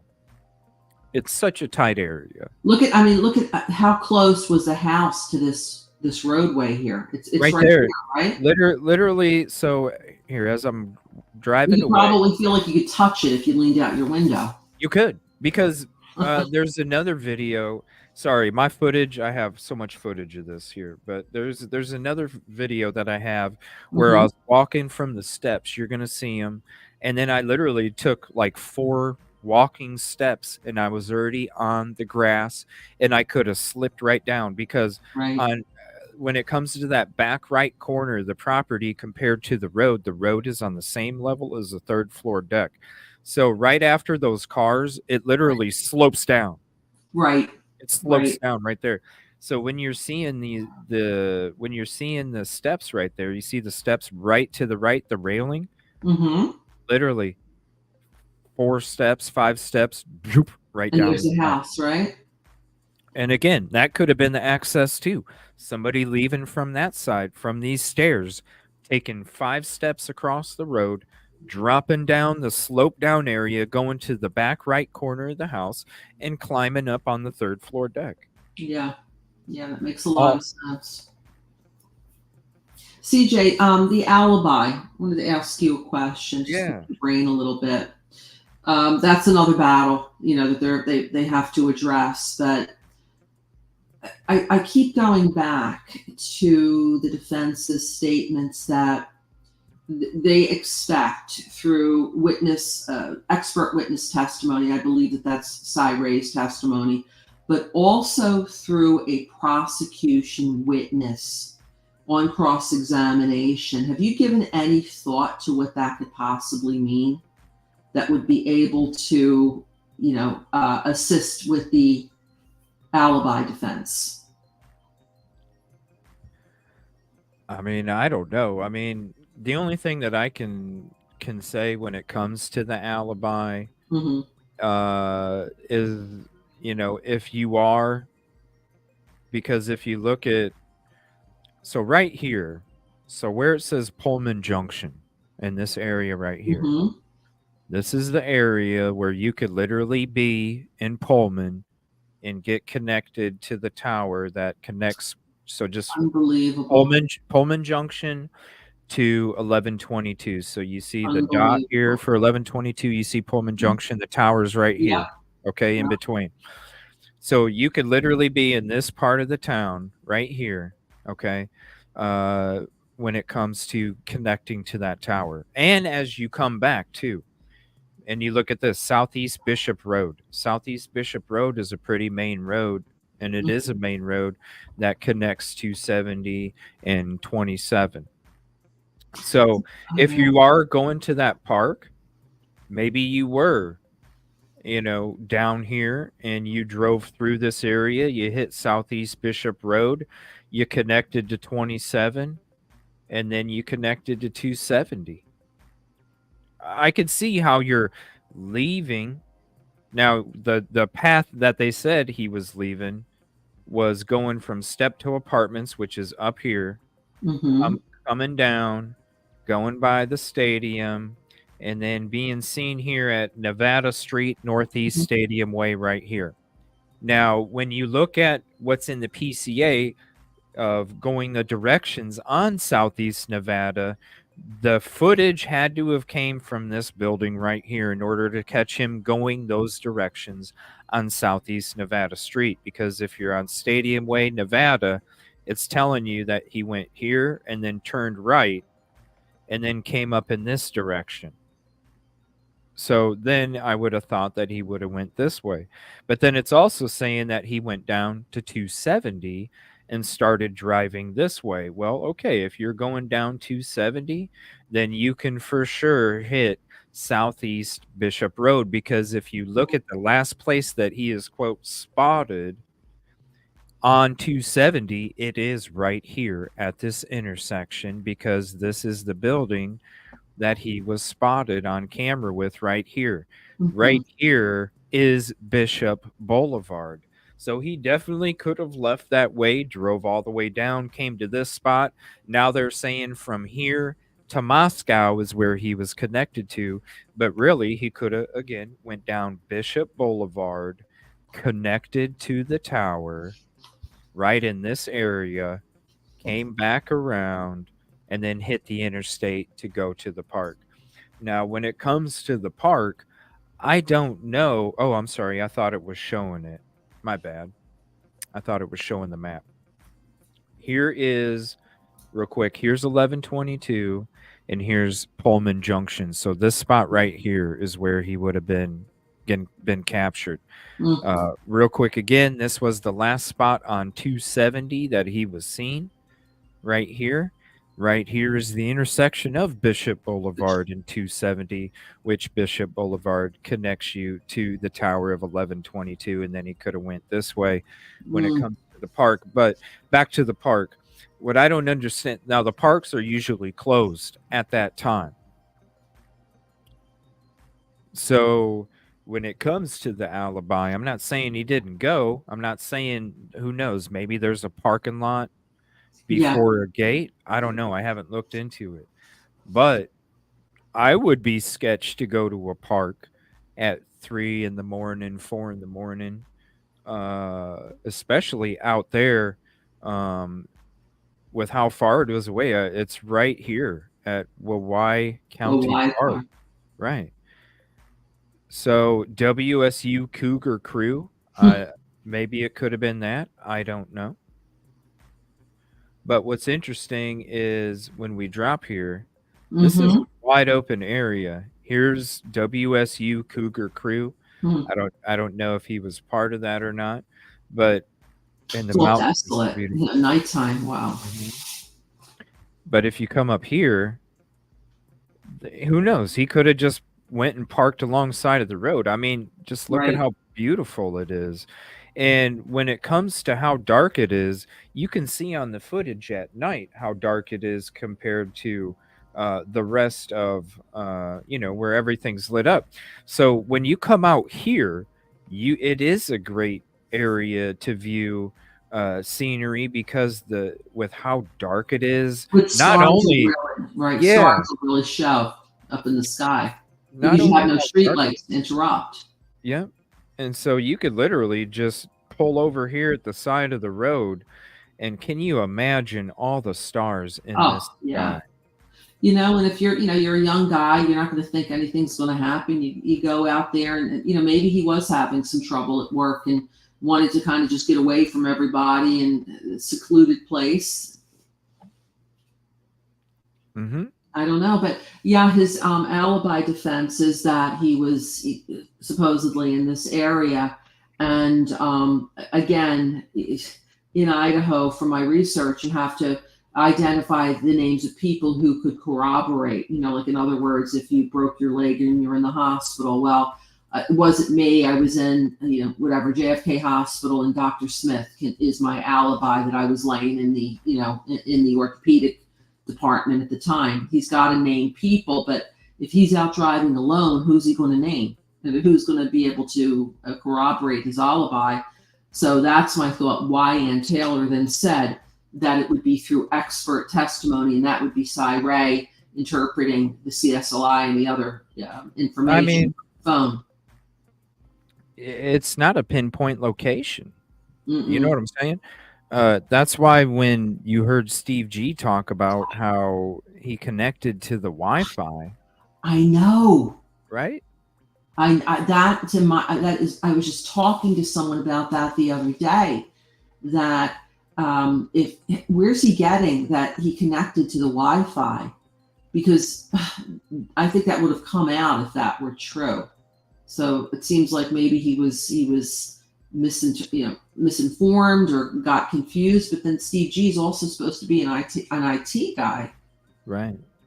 So I don't know why he said that. But then the other thing that just has me so curious is that the other piece of it is she's saying that the prosecution witness or witnesses on cross-examination by Ann Taylor will be able to help. They believe will be able to help to further corroborate, in addition to whatever Cy Ray will be able to present. And I've just been curious what that means. Because although we don't see any of the discovery, she's got everything. Well, okay, then she would have seen his phone connect to the Wi-Fi. Right. You know what I'm saying? Like, hello. Like, if it was true when it comes to connect, I think it's something that he was told. Yeah. But I don't think it's something, because if look at all the stuff that's been leaked. That definitely would have been leaked. Absolutely. Especially if Steve G was able to get confirmation of it being true. Right. I mean, come on. That is like the one thing that people out there would cling to for his guilt. Right. That's the one thing, because that's what when it comes to any of these people that are still claiming that he's guilty, what are they depending on?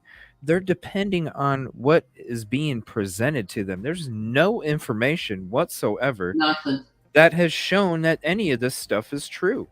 Nothing. And so we can sit there and we can say, okay, where's the photo? We can sit there and say, okay, where's where's the security camera? We can sit there and say all these things. Right. Where's his actual DNA in this property? I cannot fathom that crimes of this magnitude, and he's the only one who supposedly did it. He didn't drop it a ton. Who's to say that the people that were doing the investigative work were competent? Because if you see the DNA dirty gloves and you see that before they even go in and take photos, it makes you wonder. It's already contaminated from the get-go. So exactly. I think that's why she wanted the training records of certain individuals, because she That's wanted to right. see, were these people sufficient? Were they trained properly in how to handle crime scene investigations? Well, we got a little bit of information when Sergeant Mowry was on the stand. It seemed as though he didn't have very much training in the area of CSLI. That's probably who Brett Payne went to. I mean, I'm just speculating here. Went to help to interpret is a guy that took a course apparently over the internet for 4 weeks or something like that, up against a Cy Ray who's got years and years and years of experience, who has only been hired by and worked for the prosecution side for law enforcement. This is the first time he has ever testified on behalf of a defendant. So he's going to pick the one where the guy did these things and helped to defend him. And then what about Ann Taylor standing up in open court saying that she believes that Brian is innocent? People say all that. No, defense attorneys don't say that. They don't say that. Johnny Cochran said, my client told me he didn't do it. That's way different than Johnny Cochran saying O.J. Simpson is innocent. You know, she has seen all the discovery. She has everything that they have. To me, that pulls a lot of weight, CJ, for her to say that, for a person like, the her assistant Jay, who got up and he was almost teary-eyed that one time when he's saying, we're trying to save his life. We're trying to save my client's life. I don't think they'd be working this hard if they believed that he did this. I don't. Mm-mm. And I think she knew it right from the get-go. The way, because when do you ever see a public defender before the client is even in the state of Idaho, she shuts down a cleaning crew? Oh, what was that all about? What was that cleaning crew doing there? They knew that he was arrested. He was about the world didn't. They're sending a cleaning, and then this is of course after 2 weeks. Plausible deniability. Captain Fry or Chief Fry Moving and Storage Company pulled up. Where have you ever seen that? Where the chief of police pulls up with a U-Haul and his men are pulling things out of the house like they're a moving. To supposedly give them to the families, which they didn't receive it anyway. Right, and that's another thing. They didn't. Another thing from the documents is when there was some type of an agreement, a stipulation, of course, under seal about the return of items from the crime scene.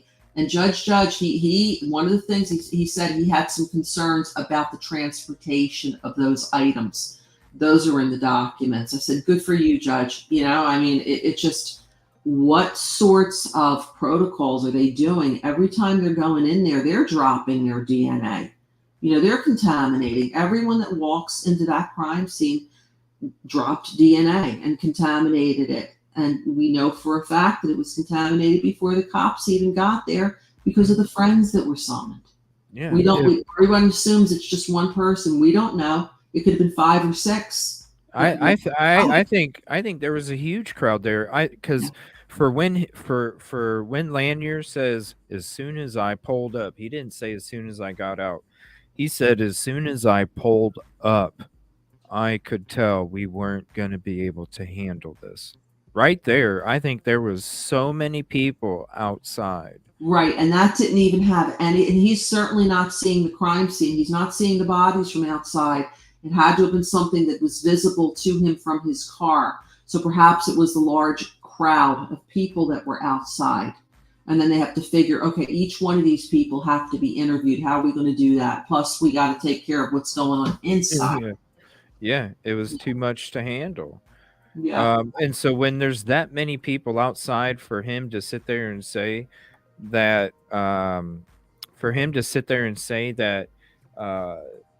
they knew right away that they wouldn't be able to handle it.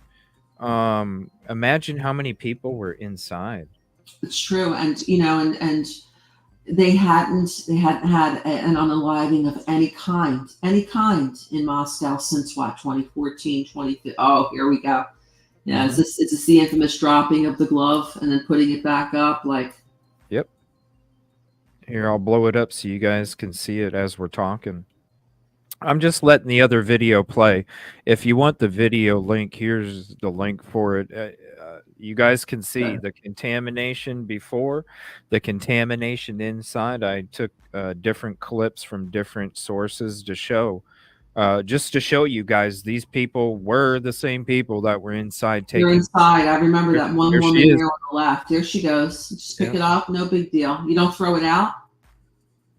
State Police. This is all ISP here. Where is the Latah County Sheriff's Department? You know, you don't see one sheriff here ever. Here, I'll zoom it in a little bit better so you guys can see it. No,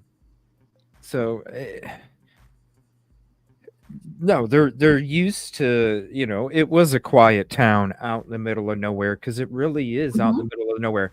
I had a hard time getting lodging in Moscow.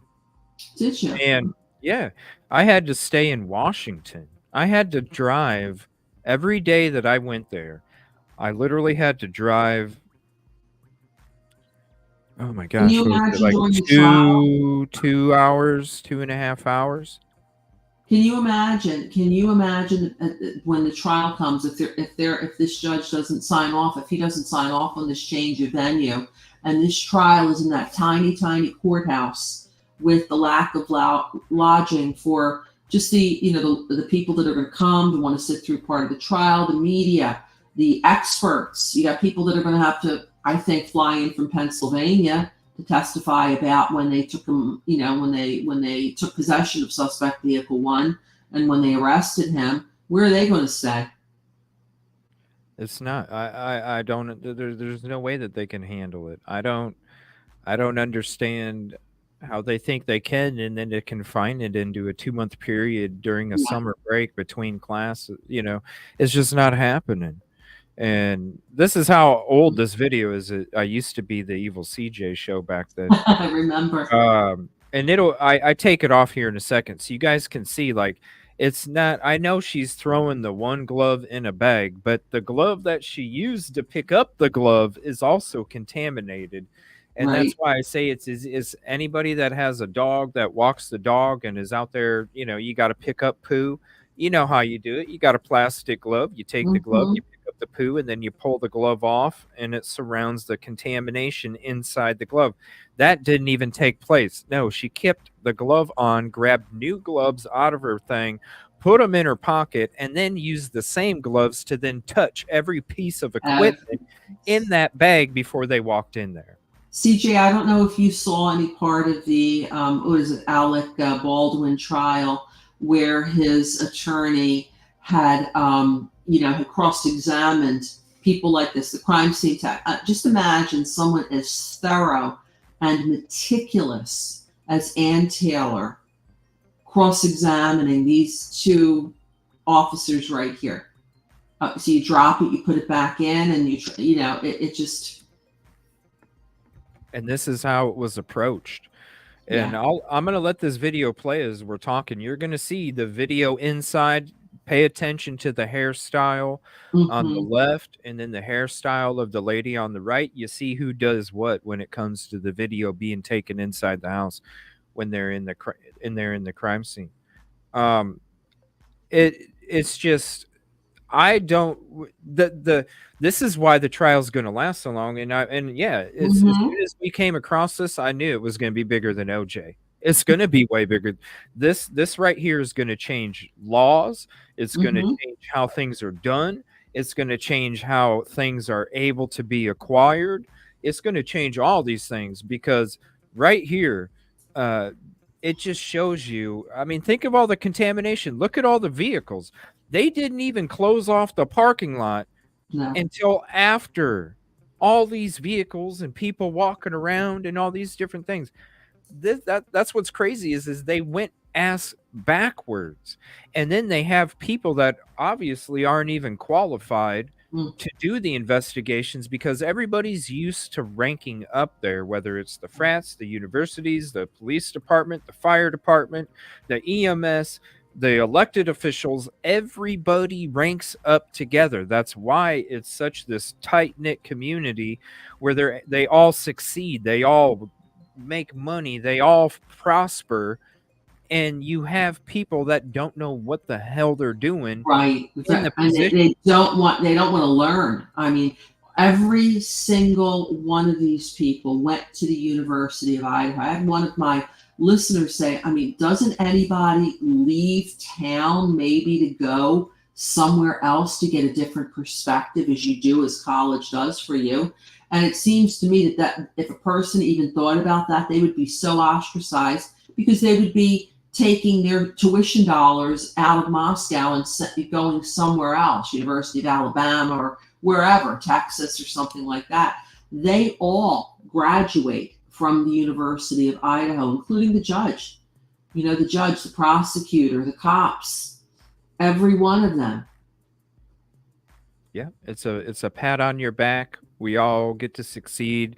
You know, we all get awarded for things. I mean, look at how Bill Thompson is the man in northern Idaho when it comes to prosecution. Look at how look at just watch the court hearings, and you know that gives you the proof right there where the dude can't even handle what the hell's going on. Well, I think that, you know, he's never had the focus on him like this case is put on him. Let's face it, there's a lot of true crime cases right now, but in my opinion, this is the biggest true crime story right now in the United States, this case, because of a lot of what you said.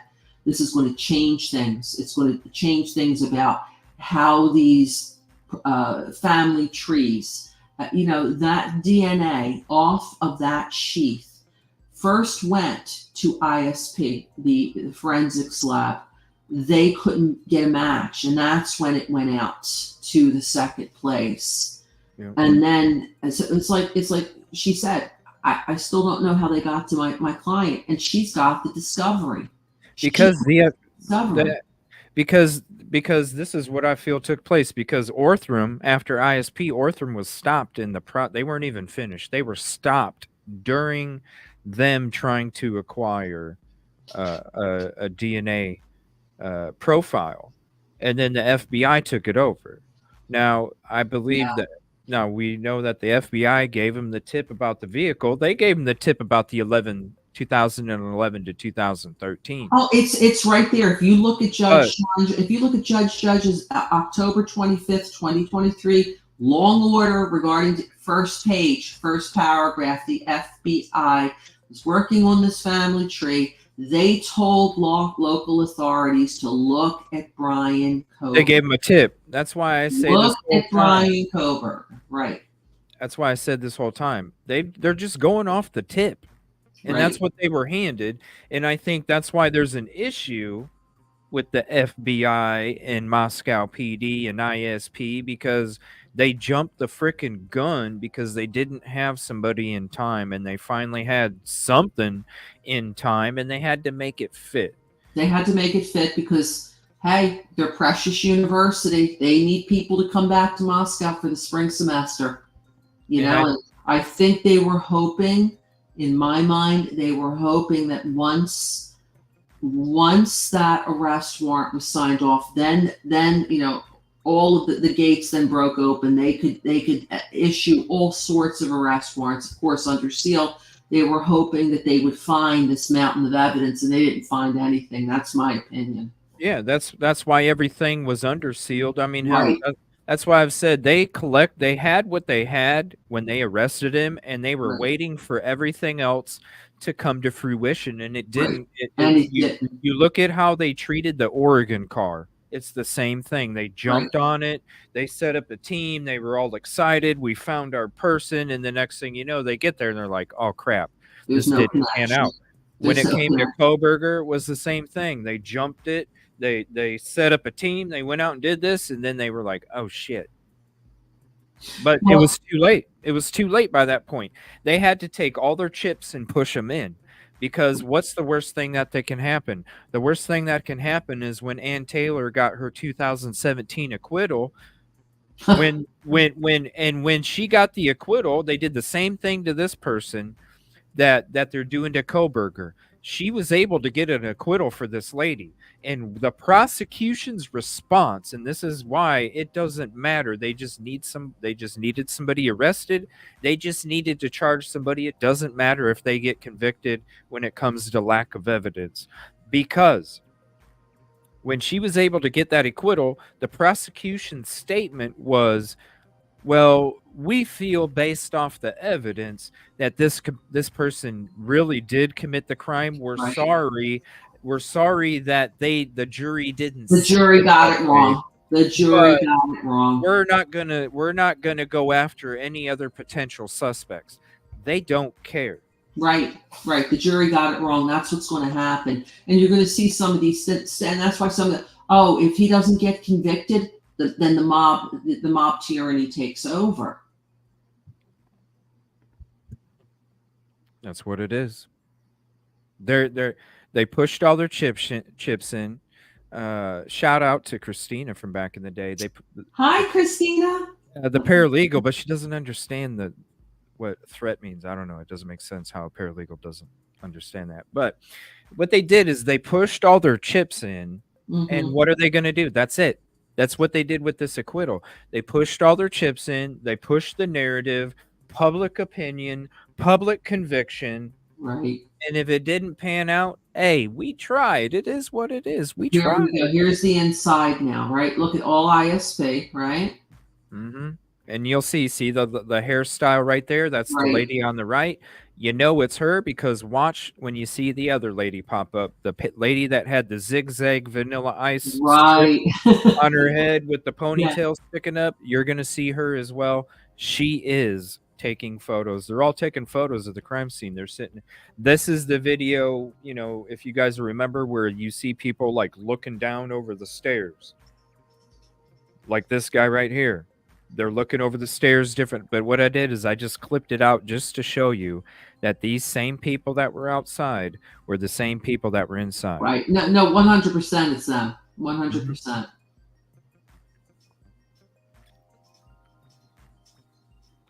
Yeah. So I don't know. What do you think? I know you said that there's some fireworks that are going to be happening between Bill Thompson and Dr. Edelman. Well, I'm just going back. I mean, back is that Blacker?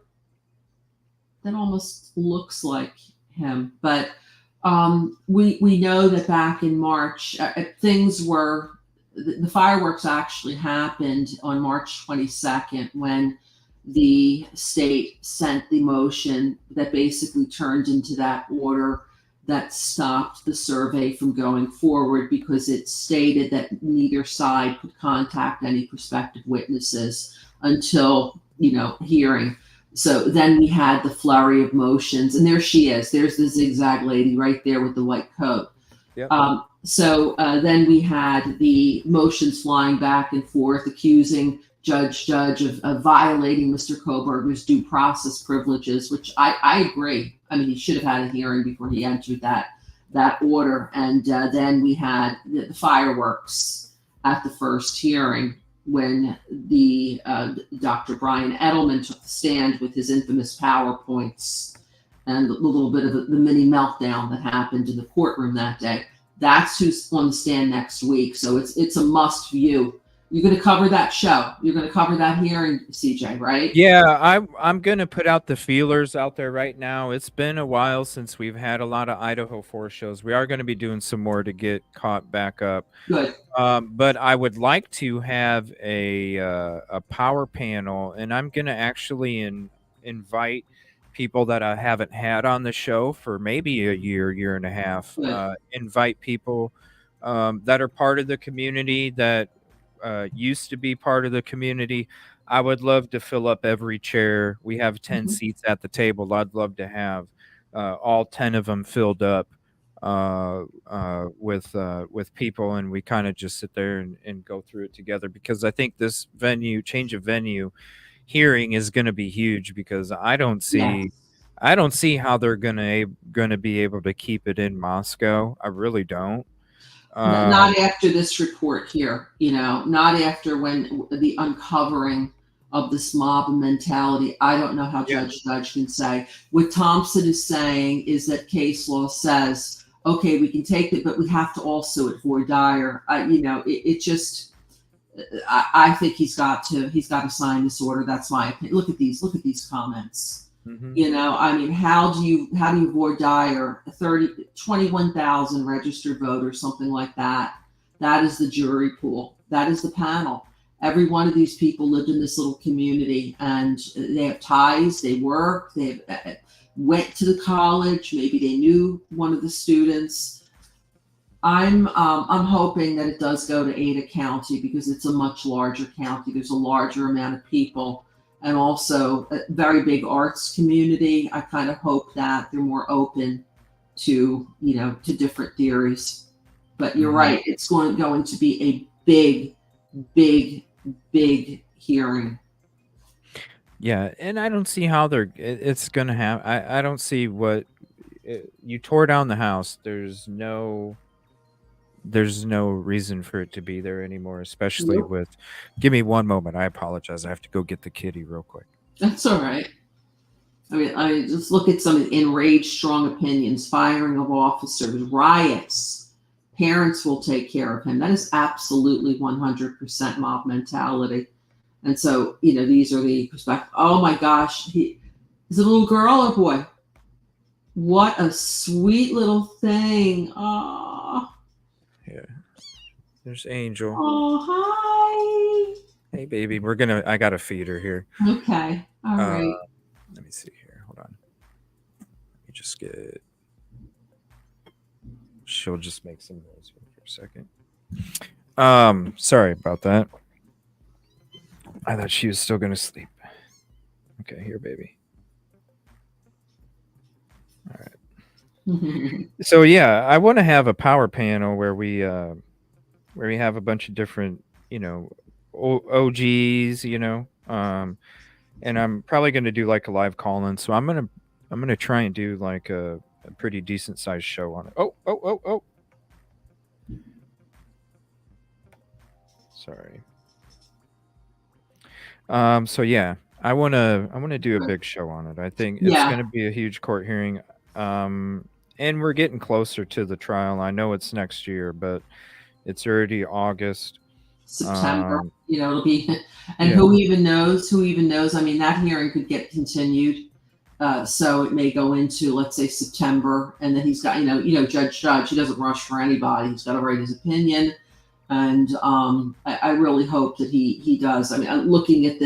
Looking at her first report and now this, and just the lack of experts on his side, I think that, it has to be moved. This man is entitled to a fair and impartial jury. He's not going to get it here. No. That's my opinion. No, and when it comes to the whole process of it, I don't know.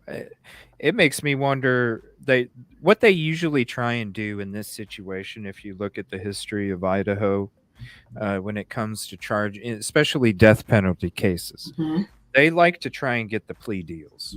Right. Koberger didn't settle for a plea deal. No. That's what they were banking on. Right. Now, I believe that. It makes me wonder, do you think this will go to trial for sure? Because I don't know. I saw Tiffany type something. She don't think it is. I've had my reservations because I really feel like it's going to get to a point where they're like, yo, you guys don't have anything. Because remember, Bill Thompson's deadline is August, September. Right. For everything. The discovery cutoff is coming up. It's coming up quick. And I don't know, CJ. We don't know what Ann Taylor has under, what she has here. She may come up with some sort of motion to dismiss on a due process violation or a Fourth Amendment violation or something like that. I don't know. Then the issue is a judge going to dismiss it? As people say, that's only the Constitution of the United States. It's technicality is what a lot of people think. And I don't know. They've needed a new judge for if the jury is not asleep at the wheel, that they're going to have to, not guilty. Absolutely. unless they come up with something. I mean, and there's a possibility because all the evidence is under seal that we don't know about. But then it goes back to what you said before. If they had some hard evidence on him, it would have leaked. Well, and the defense would have it already. And the defense would have it. You wouldn't see the likes of Ann Taylor walking around saying that I believe he's innocent. And I still don't know how. A year and a half into her representation of him, I still don't know how they identified my client. Of course, they're saying that there's a TOUHY letter, TOUHY is the case that supposedly got turned over from the Department of Justice explaining how. That's what Bill Thompson says, but of course that's under seal as well. Well, it's the prosecution was presenting a case from before where the FBI didn't release how they got a person's DNA profile, and so therefore that person wasn't convicted. Right. And they were bringing that up. So when it comes to, any of the stuff that they have, they should have had it already in the original discovery. Why they haven't had it yet doesn't make sense.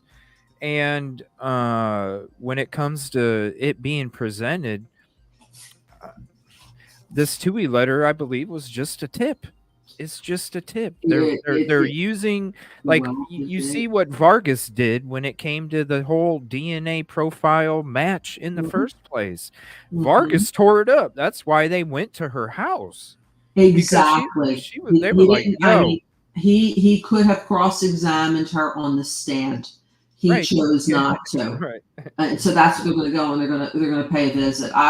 That is, if there's anything in that court file that I could somehow get access to, be able to say, okay, this is the one thing that Judge is going to put on the public docket, it would be that. It would be their explanation, what were the circumstances, and why are they paying her a visit after, I believe it was the day that she testified that this happened. Yeah, it was the day after, yeah. And it's because like, that's what I'm saying. Like, when it comes to this trial, you can take all of the witness testimonies, you can watch, and maybe I should do a show on it, where we watch all the witness testimonies, and it's like giving you a preview of what the trial's going to look like. Right. And maybe it will last only 8 weeks, and maybe they'll come to a conclusion where it's like, yo, this is not beyond a reasonable doubt. Sorry. Right. Could you imagine if you had somebody actually doing that? You have somebody play acting, DM. Okay, DM, so what did you see? Yes, well, he was clad in black. What did his face look like? Well, I don't know, because he had his nose was covered, but he did have bushy eyebrows, and he was 5'10". He was not muscular. He was athletically built, and that's about it. Can you identify the person? No. How's she going to be able to identify him? How's she going to be able to point to Brian Kohberger and say, that's the person? Right. You can't. Not with that description. No, it's just, it's supposedly the 26th. Still for discovery cutoff. I mean, that's going to come around before you know it. And I think that they just served a 16th response or something like that, supplemental response to discovery. Isn't that crazy? Well, 16 of them, 16. For 4 motions to compel, 5 motions to compel. Yeah, for the same stuff she's been asking for the last year and a half. Yeah. It doesn't make sense. All right. But so when are you going to be doing your next episode? Let me drop the link for you guys again for that podcast. What I'm doing is right now I'm working up to trying to get current, because when I started CJ, the first episodes were back in May.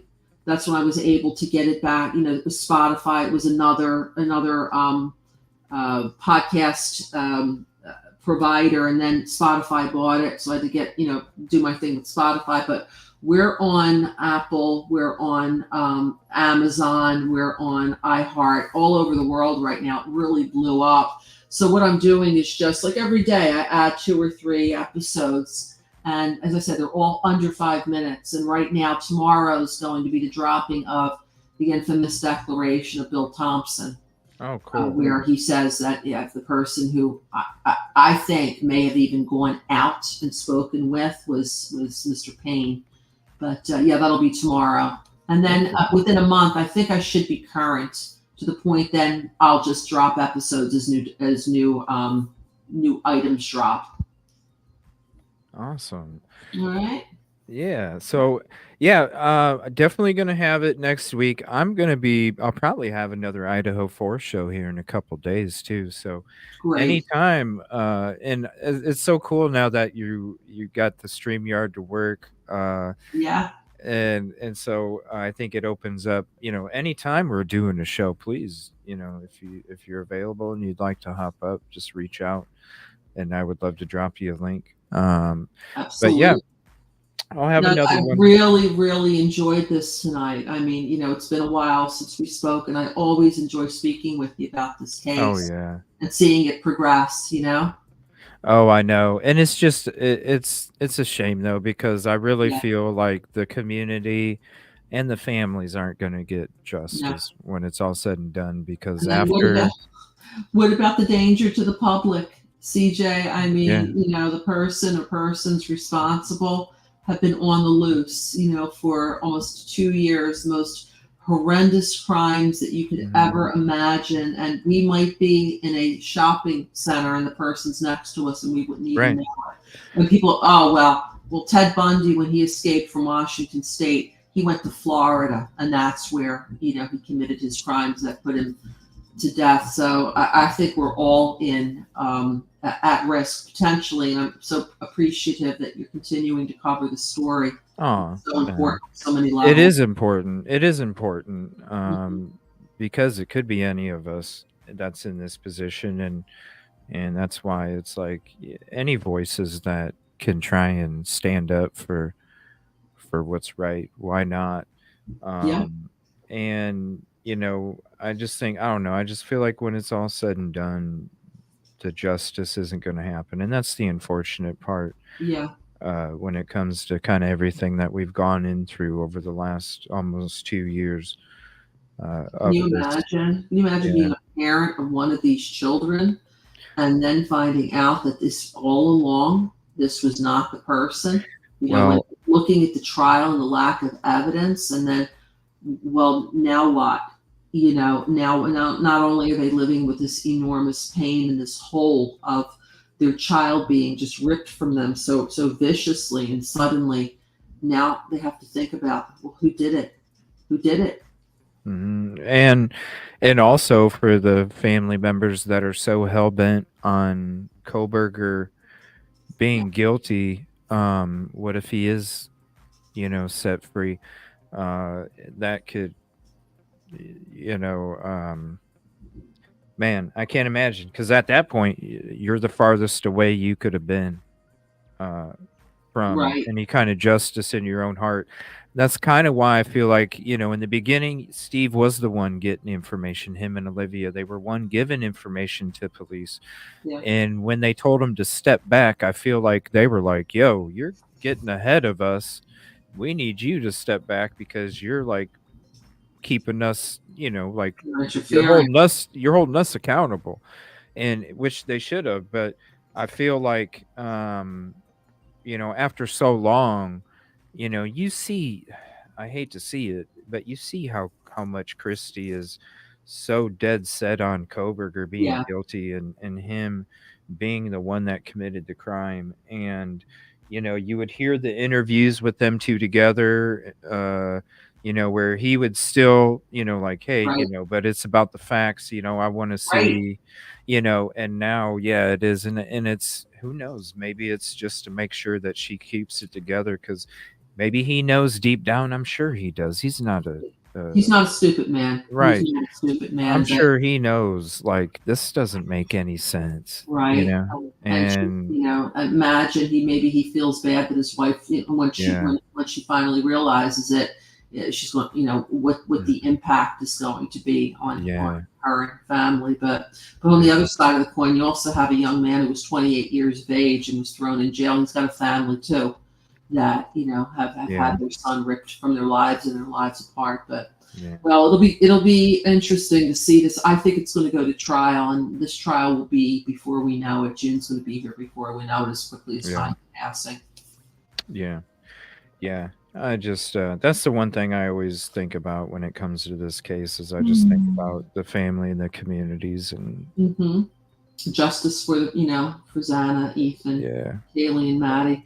I mean, you look at like they're not even treating it serious, the healing garden, and I am Oh, going to have another show where we're talking with Brian. You know, we got Brian Enton episode, yeah. Consalva's Family Speaks. There's a lot of stuff we're going to be getting into in a couple days, and one of the things I'm also going to be discussing is the healing garden. You know, and that's another thing. Like when I was there a year later, they didn't even have anything except for little stakes in the ground that had little You colored saw up flags on it. close and personal, didn't you? They didn't even have it, and so to me it was like you had a year Pile of dirt. to make sure that this was, you know, and you just a year later you have little sticks in the ground and little colored flags on it. Like what are you?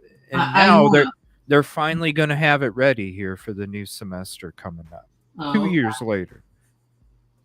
It doesn't yeah, make sense. 1 year was the big one. I mean, they should have at least had a sign, future site of, clean it up a little bit. But I think you had described it like a pile of dirt with a couple of flags. You know, I mean, There was a rock. Yeah, there was a rock and it had an open space. And then, I mean, hell, the only part of I'll draw basically what they had of the rock garden. And I don't know if you can see it, but it was just, I don't, it was just a little bit. It was just a little bit of something. And this was the drawing. Half of it had color, half of it didn't. That's how far they got a year later. They didn't even have the whole drawing done a year later. You know, and they couldn't spring for a couple of floodlights so that people could actually see the speakers' faces, right? Yeah, it was creepy. It creeped me out. Because to me, I thought the person was still out there. I thought the person was going to do, you know, a year to the day, something weird was going to Sometimes they happen. do that. I was Sometimes afraid. they do that. I really was afraid that somebody was going to come through there and stick me or somebody else. Yeah, it was creepy. So, but yeah, definitely, probably Thursday night, maybe. I was thinking something. Definitely. So if you're not busy, I'd love to have you. Okay. And as always, you know, thank you for your support from the very beginning. You My were pleasure. one of the few hundred subs that I had back then when I just had a few hundred. And you stuck around the whole time. And we've always had great conversations throughout the last year and a half, 2 years. So I just want to say thank you so much for everything. And also your amazing work when it comes to the PCA, because I'll say it, is the best breakdown that anybody, you know, could have ever done on any case as far as I'm concerned. Thank you, CJ. Like it's that much up there. I encourage everybody to go check it out because seriously, you know, you should be in some kind of law enforcement field or something, the way that you broke it down. So I really appreciate all the stuff that you do for the community as well, and for justice for these victims too. It really means a lot to me, and I know everybody appreciates it too. Thank you, CJ. It was a pleasure, my friend. We'll speak soon, okay? Yes. Thank you so much. Have a peaceful, positive evening. Appreciate you so much. Thank you, everybody. I just want to do some contribution call outs real quick here. I want to say thank you to Excited Utterance for becoming a member. Appreciate that contribution.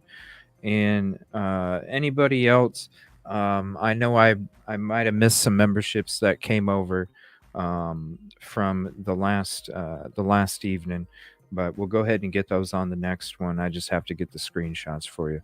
Thank you, everybody, for hanging out. Appreciate you. And we will see you tomorrow.